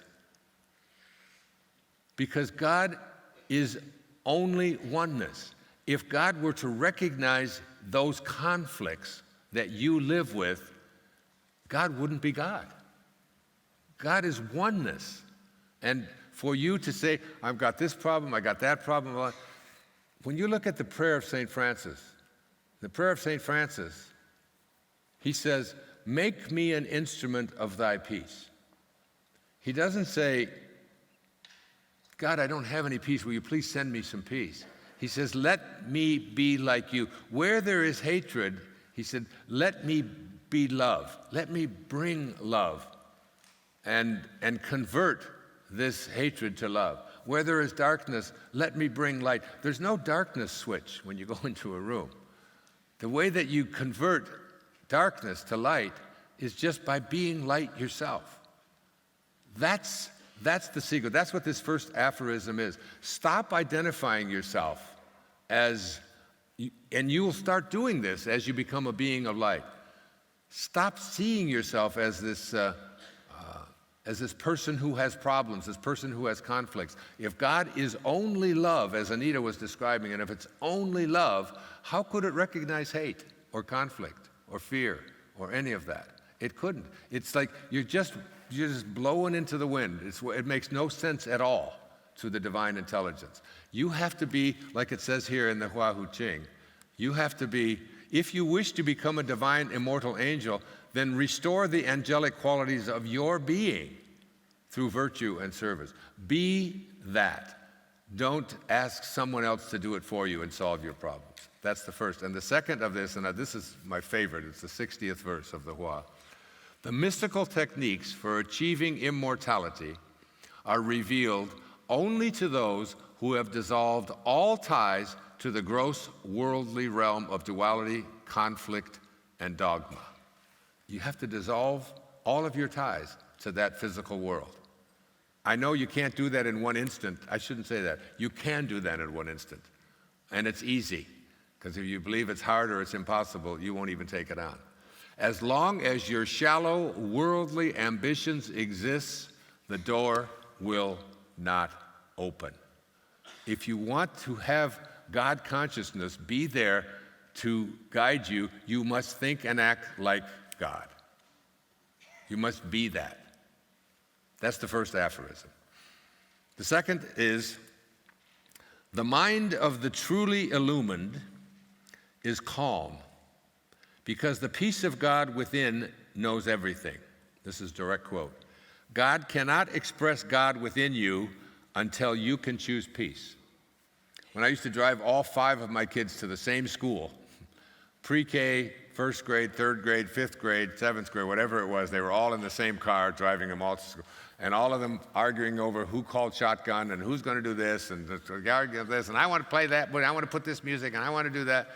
And I had a little sign on my dashboard of my car. It says, I can choose peace rather than this. And you want to be able to choose peace, to be in a state where you can't allow people to take you away from your peace. You'll start noticing that you want more quiet time, that you don't want to walk into a room and instantly turn on the television or have the radio on or have something blaring at you, that staying in a place of calmness. The mind of the truly illumined is calm because the peace of God within knows everything. God cannot express God within you unless you can choose peace. The third says, I just wanted to just give you one quote here from Mozart about content, because that basically is contentment. If you open up the first few chapters of Vasista's Yoga, they talk about the gateways to spiritual liberation. The first one is called contentment. Contentment means you're in a state of gratitude and you're in a state of peace for everything. There's a quote from Henry VI in Shakespeare that says, my crown is in my heart, not on my head, not decked with diamonds nor Indian stones, nor to be seen. My crown is called content. A crown it is that seldom kings enjoy. Content. Instead of judging and wanting the world to be different and everybody around you to be different, just a state of contentment. It's such a blissful, peaceful way to live your life. They say it's the highest element of self-actualization. A person who is content, not wanting anything to be different than what it is. I love this quote from Mozart. He says, now this is Mozart. I mean, he was like 4 years old or something and writing symphonies that we still watch and play all over the world. I mean, he says, when I am, as it were, completely myself, entirely alone and of good cheer, say traveling in a carriage or walking after a good meal or during the night when I cannot sleep, it is on such occasions that my ideas flow best and most abundantly. Whence and how they come, I know not, nor can I force them. I found this to be true for myself as well. I wake up in the middle of the night, 3, 4 o'clock in the morning. You know. Rumi said, the breeze at dawn has secrets to tell you. Do not go back to sleep. Do not go back to sleep. Do not go back to sleep. I did all of my writing for Wishes Fulfilled and for Change Your Thoughts, Change Your Life on the Tao from 3 o'clock till about 6 o'clock in the morning when the world was quiet, when there was less distraction. Whenever I write, I have a sacred place. That sacred place is filled with pictures of my children, with every verse of the Tao, with beautiful flowers. I mean, plants that I have fresh flowers always in my home. Like my Dee, the one who works for me, is my co-author of Memories of Heaven. She brings me fresh flowers twice a week for the whole house, and particularly in my sacred space. And it's filled with crystals and mementos and just things that I love. And I swear I could put a broomstick in a pail full of dirt and it would sprout leaves. I mean, it's such a place of life. I've had plants in there that have been just on rocks. There's not even any dirt in there. I never even bother it. And they still keep blooming. They're orchids that just keep growing and growing. Find a sacred space in your life. Even if it's just one corner of your life. It doesn't matter how many children you have, it doesn't matter how busy your life is. One little sacred spot that represents a place for you to retreat. And I can see clearly now, I talk about the serenity spot that I used to go to when I'd be at my office and all the students would be there and they'd be all jammed around and everybody would have questions for me and I would just sneak out the back door, walk down 2 flights, walk 1 block away to this park on Utopia Parkway, go in there, and I had a rock that I would sit on and I would just listen to the birds and I just allowed the wind to blow through what hair I had at that time and just be in a sacred space. And sometimes it was only for 6 or 7 minutes. And just going to that peaceful place within, you'll find yourself seeking those places out. You'll find yourself noticing that when you get into the car, you turn the radio off. You'll find yourself noticing that when bad news, people start talking about it, you dismiss yourself. You say, excuse me. And you don't tell them why or anything like that. You just say, I just don't want that negative energy into my heart. When you watch people being beheaded or you see all of the stories, and instead of telling more people about it and talking about how terrible that is and so on, you make a commitment to be a peaceful being who is going to send out the kind of energy that's going to make such things impossible. That's what you can do, and that's what you'll find yourself doing. You'll enjoy your peace. Quiet, for me, peace, meditation, that place that you can't divide. There's no substitute for it. The third aphorism of Patanjali says this: the person who is steadfast, now this word steadfast is really crucial. The person who is steadfast, that means you never slip. It doesn't mean that you do it sometimes and other times you don't. Steadfast means always. The person who is steadfast in abstaining from falsehood, that is, never telling lies, not even exaggerating, always making a commitment to truth. And even if you find yourself fudging the truth a bit or exaggerating on something, you stop yourself. And if you say, well, it was, we were, it was 22 times we were there, or I did this 22 times, and you realize that you've added 10, you say, or maybe it was less than that, but whatever it was, you're constantly correcting yourself and catching yourself. Not because it's so important about what number it is, but because it's a reminder to your inner self to be coming from a place of truth, always, all right? The person who is steadfast in abstaining from falsehood has the power to obtain for himself and others the fruits of good deeds without having to perform the deeds themselves. This is from Patanjali. This is so beautiful. I mean, I need 6 more hours just on this. This idea that as you elevate your consciousness, you don't have to go out there and perform and do all those things. You can allow, it will start showing up for you. It'll happen for you. It's the fourth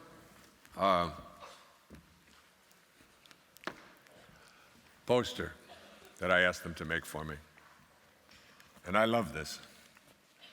It says, the laws of the material world do not apply in the presence of the God realized. You don't have to go out there and work hard and do a whole lot of things. Like if Anita were to tell you how she got into my life and how I got into her life, it had nothing to do with any effort or any work or any going out and doing this and doing that. It was coming from a place of perfect love, and that the universe, you don't have to go out there and do all of these things and make it happen. You don't have to work so hard. Other people will do that for you. And they won't be able to stop themselves from doing it. They'll want to serve you. They'll want to help, because that's the place that you're coming from. I must read to you volume 2. How's our time? Oh, we're okay. Page 109. This collections of writing, by the way, is just, it's like spiritual porn, okay? I mean, it's just, it's just so good.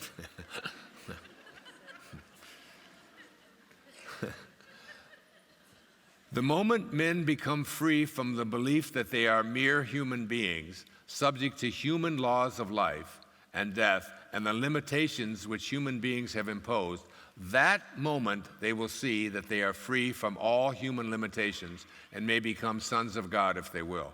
The moment they realize they are divine, and I told you at the very beginning, the thing that we fear the most is our own divinity.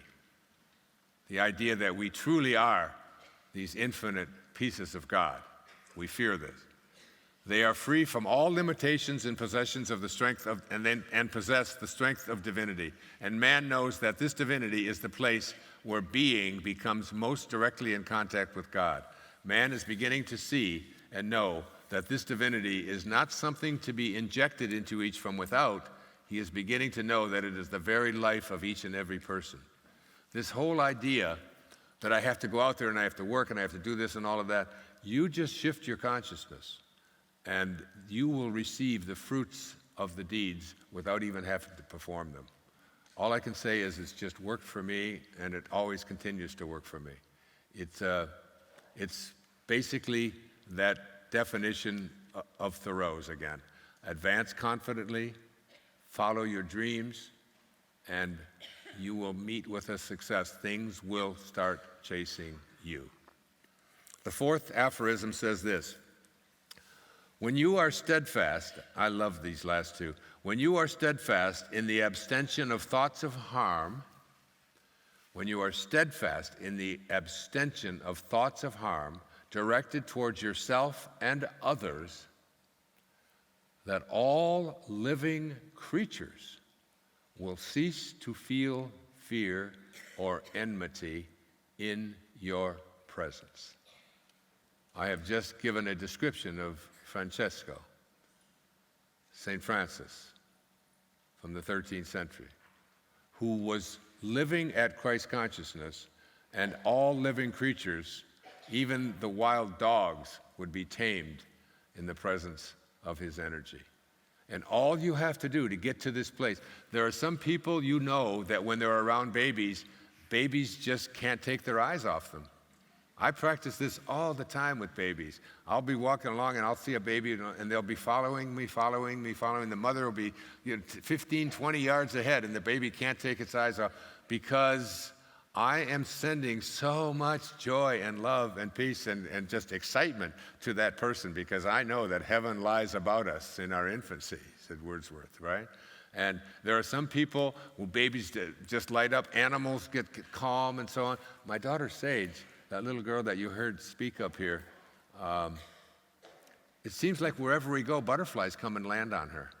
They come and land on her shoulder, they land on her hand. It's been her whole life because she has just such a love for animals. We were just at the Currumbin Park up in Brisbane with the koalas, and we had this private whole thing there. And you should have seen all of these little creatures coming around her. One of the birds just almost, we were at a bird show, and this thing came and almost landed right on top of her. And it's been happened to her whole life because she's just a being of light and love. She had to be. Look at how she got here. I mean, that's one persistent little kid, I'll tell you that. So when you are steadfast, now here's the key. You are steadfast in your abstention of thoughts of harm directed towards yourself, that is finding fault with yourself or others. You just don't have thoughts like that anymore. And when you do, you catch yourself. And if they result in behaviors that you don't like, you change the behavior. You go back and you hug the homeless man. 5.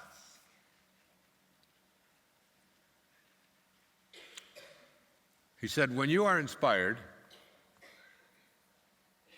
by some great purpose, some extraordinary project, all of your thoughts break their bonds. Your mind transcends limitations. Your consciousness expands in every direction.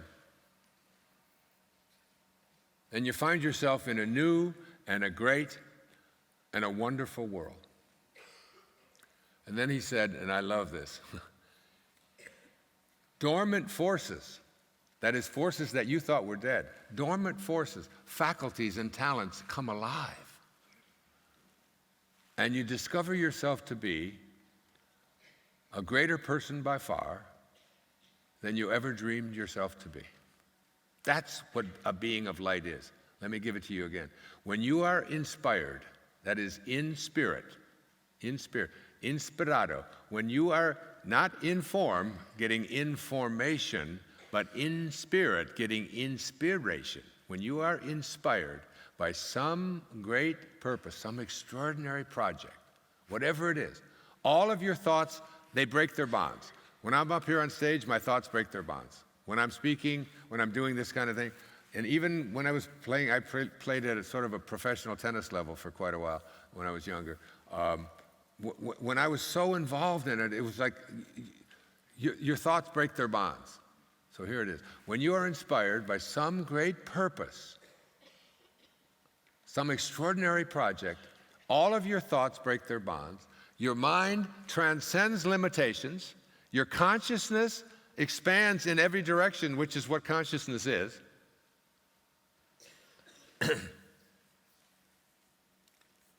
Your mind transcends limitation, your consciousness expands in every direction, and you find yourself in a new and a great and a wonderful world.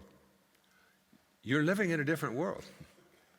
All you have to do is become inspired with some great project of whatever it might be, and it only has to have meaning to you. And then he said, dormant forces, that is all of these things, this angelic guidance that I was speaking about, which you have to be like it in order for it to recognize you, because it doesn't recognize lower energies, because higher energies don't even know that they exist down here. So if you're down here, you can't attract it. It's only when you're up here. That's what happened for me when I had the healing of my knee with St. Francis in Assisi.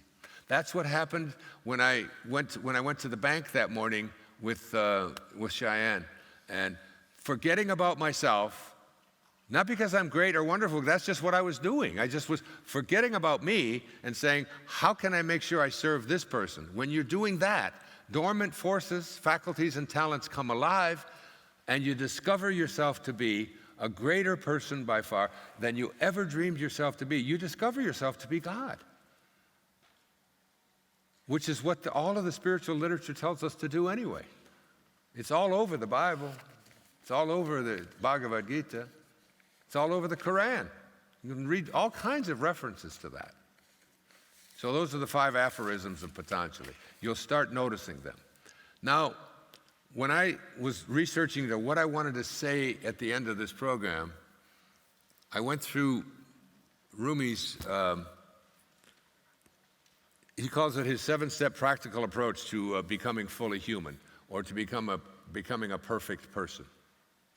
And this is very simple, is what they are. 1, he says, remove anger. I have a poem for each one, but I haven't got time to go into all of them.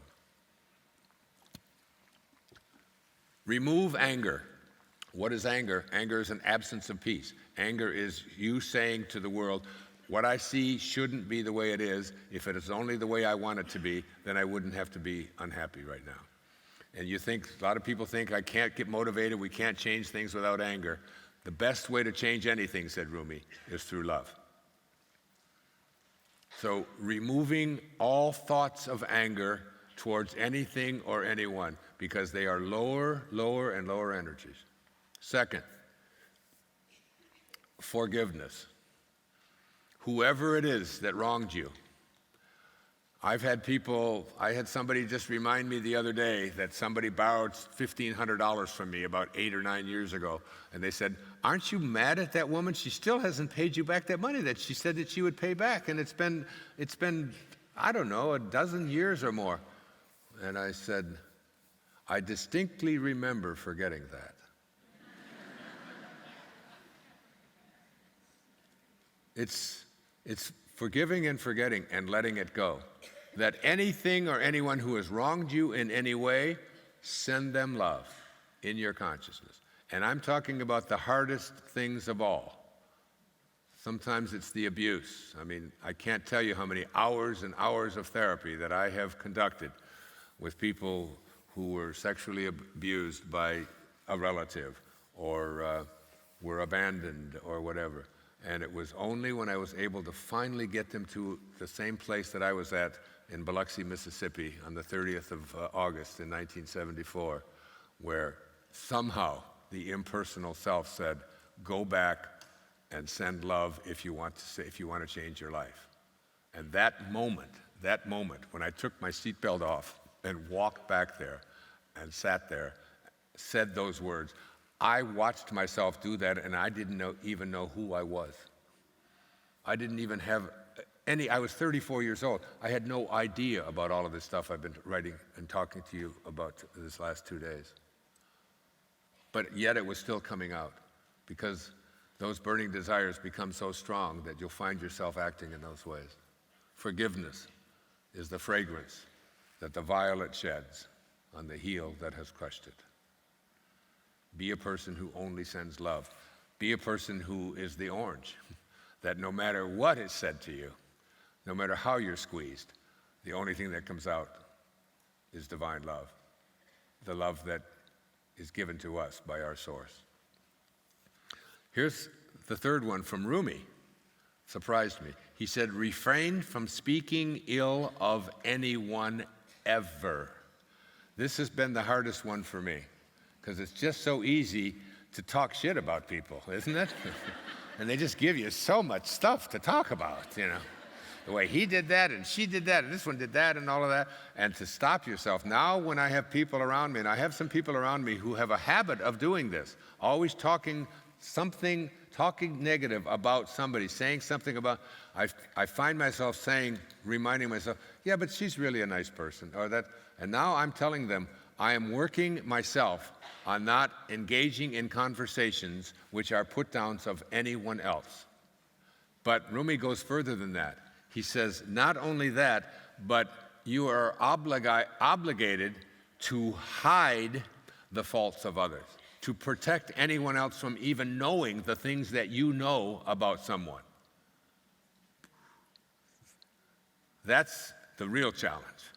Just be that person who knows something about someone that might be uncomfortable to know, or might be illegal, or might be immoral, or whatever it might be.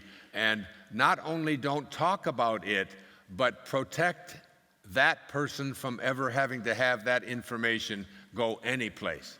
Be that person if you want to understand what it's like to be a being of light. And you know, it gets easier and easier to do. I find myself slipping. I slipped back into it a couple of days ago when someone was saying something about someone that we all knew, and then I stopped myself and I said, I'm really working on not saying these kinds of things about anyone. Who am I? Who am I to judge anybody else? No judgment, no criticism, no condemnation towards any of God's children. That's how we are implored to behave if you want to be a being of light. And what happens is you'll find yourself only thinking loving thoughts towards others as well, and overlooking their foibles, because who doesn't have them? The fourth is compassion. The Dalai Lama said, if we could take every child on earth at the age of 5 and have them meditate for 1 hour a week on compassion, we could eliminate all violence on our planet in 1 generation. From the Dalai Lama. That's every child at 5. 1 hour a week meditating on compassion towards others. In a generation, it's gone. I found that when my wife and I separated about 16 years ago, and I was in the closest thing to a clinical depression that I've ever been in, trying to figure out how could this have happened, and such deep sadness, that was one of those storms that I was talked about earlier with Elizabeth Kubler-Ross. If you shield the mountain from the windstorms, you'll never see the beauty of the carvings. The storms of our life, that storm produced a book called The Power of Intention. It also converted me from being more of an ego-directed sort of smartass in a lot of ways, the way I dealt with people, to being a compassionate, kind, loving person. It took me to be in that space, and I now know exactly why and give great gratitude and thanks. And it's the only way the impersonal self, God, consciousness, could ever get me to get to where I have to be what I signed up to be, the teacher that I am today and the teacher that I'm heading towards in the future. It was by becoming a more compassionate person and being less flippant in my responses when I was on the radio and on television and so on, and finding a place of kindness and an opportunity to just put my arm around someone and share just a moment of love. I found that I became a healer in that process. Because Jesus said, you are not healed by me. You are healed by what? Your faith. It is your faith in your ability to be healed or to heal that will heal you, not in someone else. The fifth of the 7 steps for becoming a fully human person that you'll find yourself noticing is that you become, you live from a place of humility.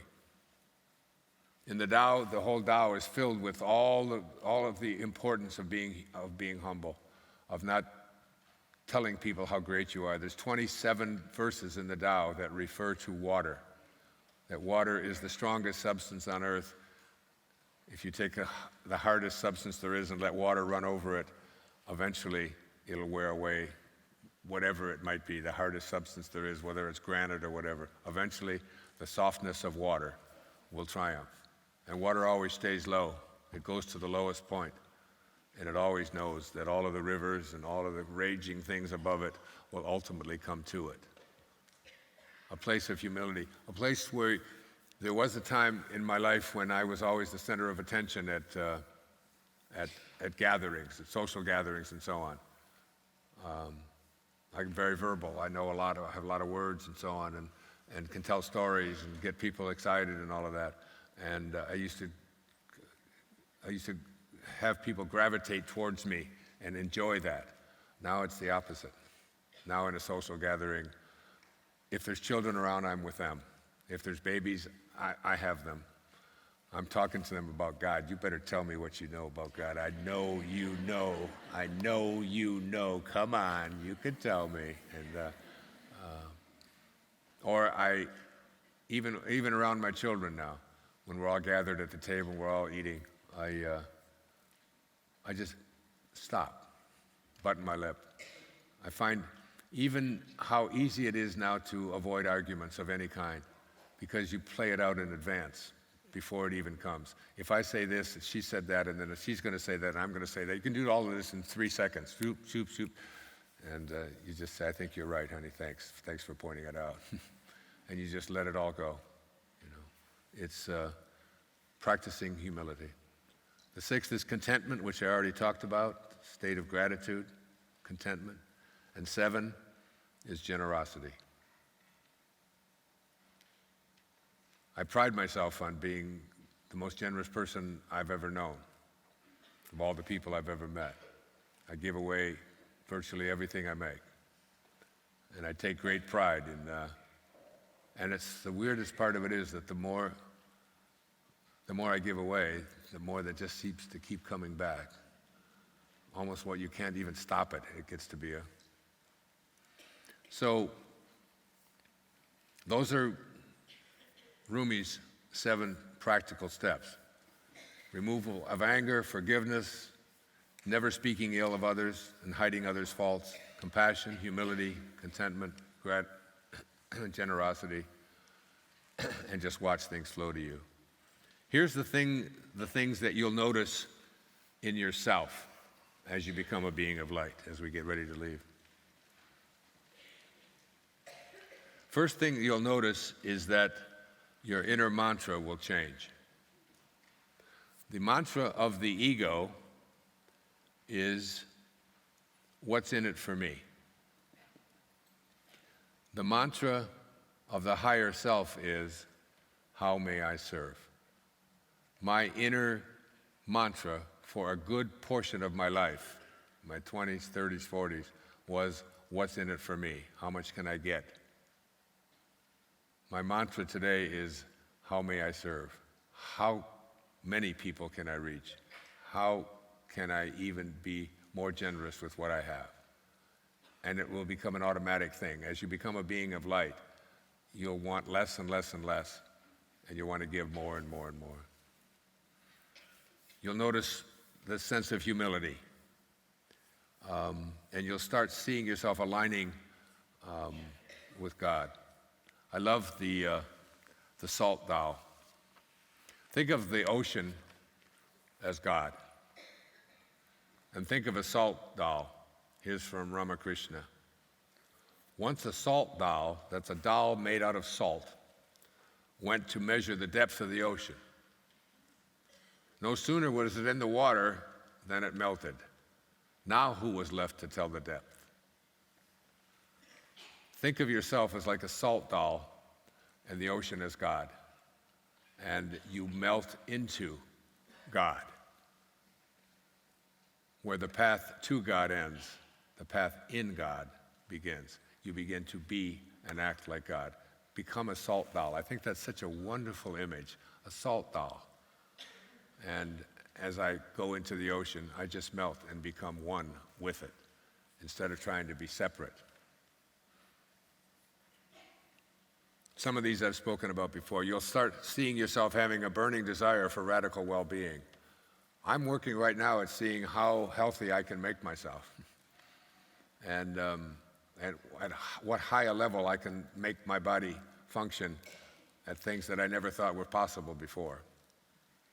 With my eating, with my exercising, with my meditating, with what I read.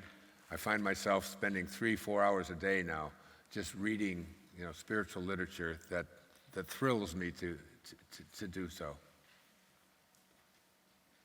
You'll find that you'll begin to see the unfolding of God in everyone that you encounter. Rather than seeing appearances, rather than seeing what the person looks like, rather than seeing their age, rather than seeing the color of their skin, rather than seeing their religious beliefs, rather than seeing what they're wearing and so on. I tell a story, and I can see clearly now, of Dr. Fritz Radel, who was my doctor, who was the best professor I ever had at the university. And we had a seminar, there were 6 of us in the seminar. It was an advanced seminar doing case studies towards the end of my PhD program. And he was giving us a midterm. And he walked into the room and he said, "This is your midterm exam." We all had our blue books out and we were going to write for 3 hours and we were all ready for it. And he wrote this on the blackboard. He said, he didn't write it out, he handed it to us, and it had a little paragraph, and it said something like this. He said, "A self-actualized, fully developed spiritual being," but he just used the term self-actualization because we were studying Maslow's work at that time. He said, "A self-actualized being, man, shows up at a dinner party, and everyone is dressed in formal attire or semi-formal attire, suits and ties and nice dresses and gowns. And he shows up with a pair of blue jeans, wearing a pair of dungarees and a t-shirt and a baseball hat. What does he do?" That's your question. You have 20 minutes to write about it. And he walked out of the room. And we all started writing feverishly about what we thought a fully functioning, self-actualized person would do under those conditions. That is, he certainly wouldn't change his clothes. He wouldn't get himself all worked up about it. He probably wouldn't even apologize for it, or he might explain whatever it was. We all wrote. And he came back into the room in 20 minutes and had each of us write what our answers were. And he took his briefcase. He was a great guy. He was from Vienna as well, and he knew Viktor Frankl. And he threw his briefcase down, and he said, "You all fail." He said, "All you had to do was write 3 words, and you would have had the answer." And he turned around and he took his chalk and he wrote on the blackboard, "He wouldn't notice." You'll start noticing that you don't notice. You start seeing the unfolding of God in everyone rather than the appearances or the external event. That's one of the things that you'll really notice as you become a being of light. Highly functioning people keep their imagination pure. You'll notice that you don't ever want to put anything into your imagination that you don't want to manifest. That's one of the great lessons of higher consciousness. That you don't want to put things into your consciousness that say, "It's difficult, I can't do that. It'll take too much time, I can't afford it." You never place anything into your imagination that you don't want to manifest. So you have to understand that if you put your thoughts are the currency that you have for your life. I always say, if I were to give you $1 million and tell you to go out to the mall and buy anything that you want, this is the currency that you have to get whatever you want. And you go out into the mall, and the first store you go into, it has a whole series of ugly things, big old rugs and lamps, and you look at these old rugs and you say, "God, they want $30,000, $40,000 for each one of these? Oh, they're hideous. Send me home 5. You go to the next store and they've got lamps that are even more hideous that match the rugs, and you say, "Send 6 of those home." Now you've gone through $200,000. And all day long you've got this currency to buy what you want, and every store you go into you purchase what you don't want. Then you get home and you say, "Why is my house and my life filled with all this stuff that I don't want?" And the answer is, you're insane. You have currency to purchase what you want, and you're using it to buy what you don't want. That's insanity. The currency that you have for getting what you want are your thoughts, the thoughts that you pick. If you're picking thoughts about what you don't want and constantly talking about what I don't want, even if you don't like the way your life is and you put your attention on what is, more of what is going to show up. If you put your thoughts on all the things that you don't want, and you're always thinking, like with cancer, and you're always thinking about what you don't want, and the universal law is the law of attraction, you will attract more of what you don't want because that's what you are thinking about. It gets worse. If you put your thoughts on the things that other people think that you should have, and those are things that you don't want to have in your life, but you're always talking about, my mother did this, and my grandmother wants me to do that, and this, and those are the thoughts that you have, you're going to attract more of the things you don't want because you become what you think about. If you put your thoughts on what always used to be, the way things always have been, and you're always talking about this is the way things always have been, we've never been able to do well, you will attract more of what always has been. The only way to attract things into your life that you want, and you'll start noticing this as a being of light, is by putting your attention on what you intend to manifest and then acting like it says in the book of Romans, he calls those things which do not exist as though they did. You have to act as if assuming the feeling of the wish already being fulfilled and come from that place. That's how I dealt with the leukemia, almost from day one. Once I got over the shock of that this is a possibility, that this is something that I have, then I began to see myself as healed. And as I began to see myself as healed, that's when Dr. Piskova, contacted me. That's when the woman brought me the coffee thing. That's when the juicing thing. That's when the Gerson method started. All of these things began showing up into my life when I put and assumed the feeling of the wish that I have already being fulfilled. He calls those things which do not exist as though they did. You'll find yourself detaching from outcome. Not doing things because of how much you're going to make or what kind of rewards you're going to get or how much you're going to get or what the stars and the trophies and so on that you're going to get. You find yourself acting in your life, doing the things that bring you a sense of joy and detach from the outcome. And the irony is that when you detach from outcome, the things that you used to have as shortages in your life start to show up. The money starts showing up. The right people start showing up. The circumstances start showing up. You find yourself banishing doubt,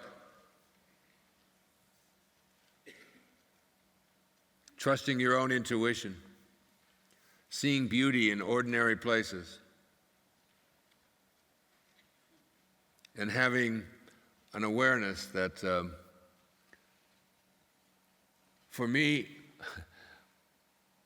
I used to not like the spiders that come into my house. They build their little spider webs. Now I can watch for hours. I can see the beauty in it. I had right next to my toilet, right over by the paper, there was my buddy Gus. I called him Gus, and he was building a spider web. And every time I'd go in there and sit down, I would just, I could be in there for like 45 minutes. And I would just watch this thing spinning, this web, and I would find such beauty in that thing that I went away for a month, and there was a lady that was going to come in and clean while I was gone, and I put a big notice around and put a paper around and said, don't bother Gus. Whatever you do, don't get rid of Gus. Because then one day I went in there, and there were all these tiny little bugs or whatever it is that had shown up in the web, and then I would watch him come out and eat and so on, and I think, you start to see beauty in everything. That's what happened after the experience I had with John of God and the entities. Everything just looked so beautiful, like all of you do to me. Even here right now in this moment as we're getting ready to leave, all I can see are just happy, contented, beautiful human beings who have honored me by coming here and being willing to listen to me for a couple of days. It's a thrill that I can't even describe in words. The tiniest little things now send me into paroxysms of joy and excitement. You'll start noticing that. You'll see beauty everywhere. You'll see it even in people that you used to think were unappealing or unattractive. You'll see it in poetry. You'll see it even in the music that you listen to. Life just becomes this moment-to-moment ecstasy. That's what you'll start noticing. That's what you'll start seeing. You'll start seeing this, I had a little checklist of things like, you'll start having aha moments or eureka moments. Oh my God, that's what it is. You get struck by awe and wonder. Sell your cleverness. Purchase bewilderment.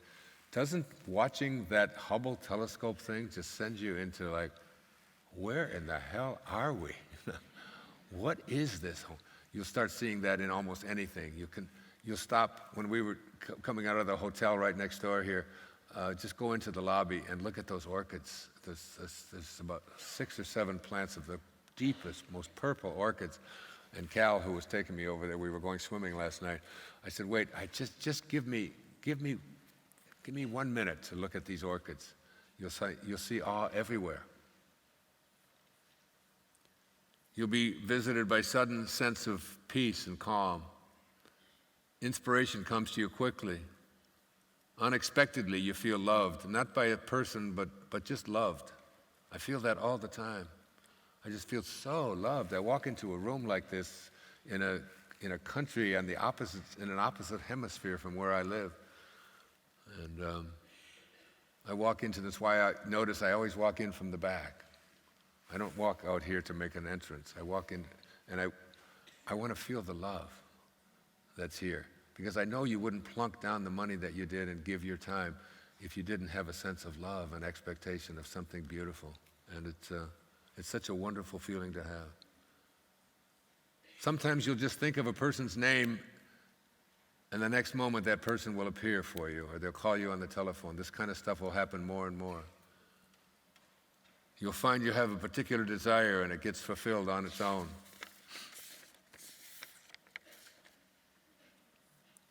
You'll have a sense that you're always being guided. Do you really sense that? Do you really feel that there is guidance available? And if you want more of it, just be that love. And ultimately, you'll start to have a sense and awareness that there's a purpose to all of this, that this is a universe that has no accidents. It's orchestrated by a divine, infinite intelligence. And who you are is not this body you're in, or these thoughts you have, or this mind of yours. All of these things showed up in the space, the quiet, empty space. Here's Rumi as we close. I tried to find him on the Christian cross, but he was not there. I went to the temple of the Hindus and to the old pagodas, but I could not find a trace of him anywhere. I searched on the mountains and in the valleys, but neither in the heights nor in the depths was I able to find him. I went to the Kaaba in Mecca, but he was not there either. I questioned the scholars and the philosophers, but he was beyond their understanding. I then looked into my heart, and it was there where he dwelled. And I saw him. He was nowhere else to be found. In your heart. Rumi, you who seek God, apart, that which you seek, thou art. If you want to see the beloved's face, polish the mirror and gaze into that space. Because in every single moment of your life, you can trust me on this, you have one choice. You can either be a host to God or a hostage to your ego. It's your call. I love you so much. Thank you. Thank you.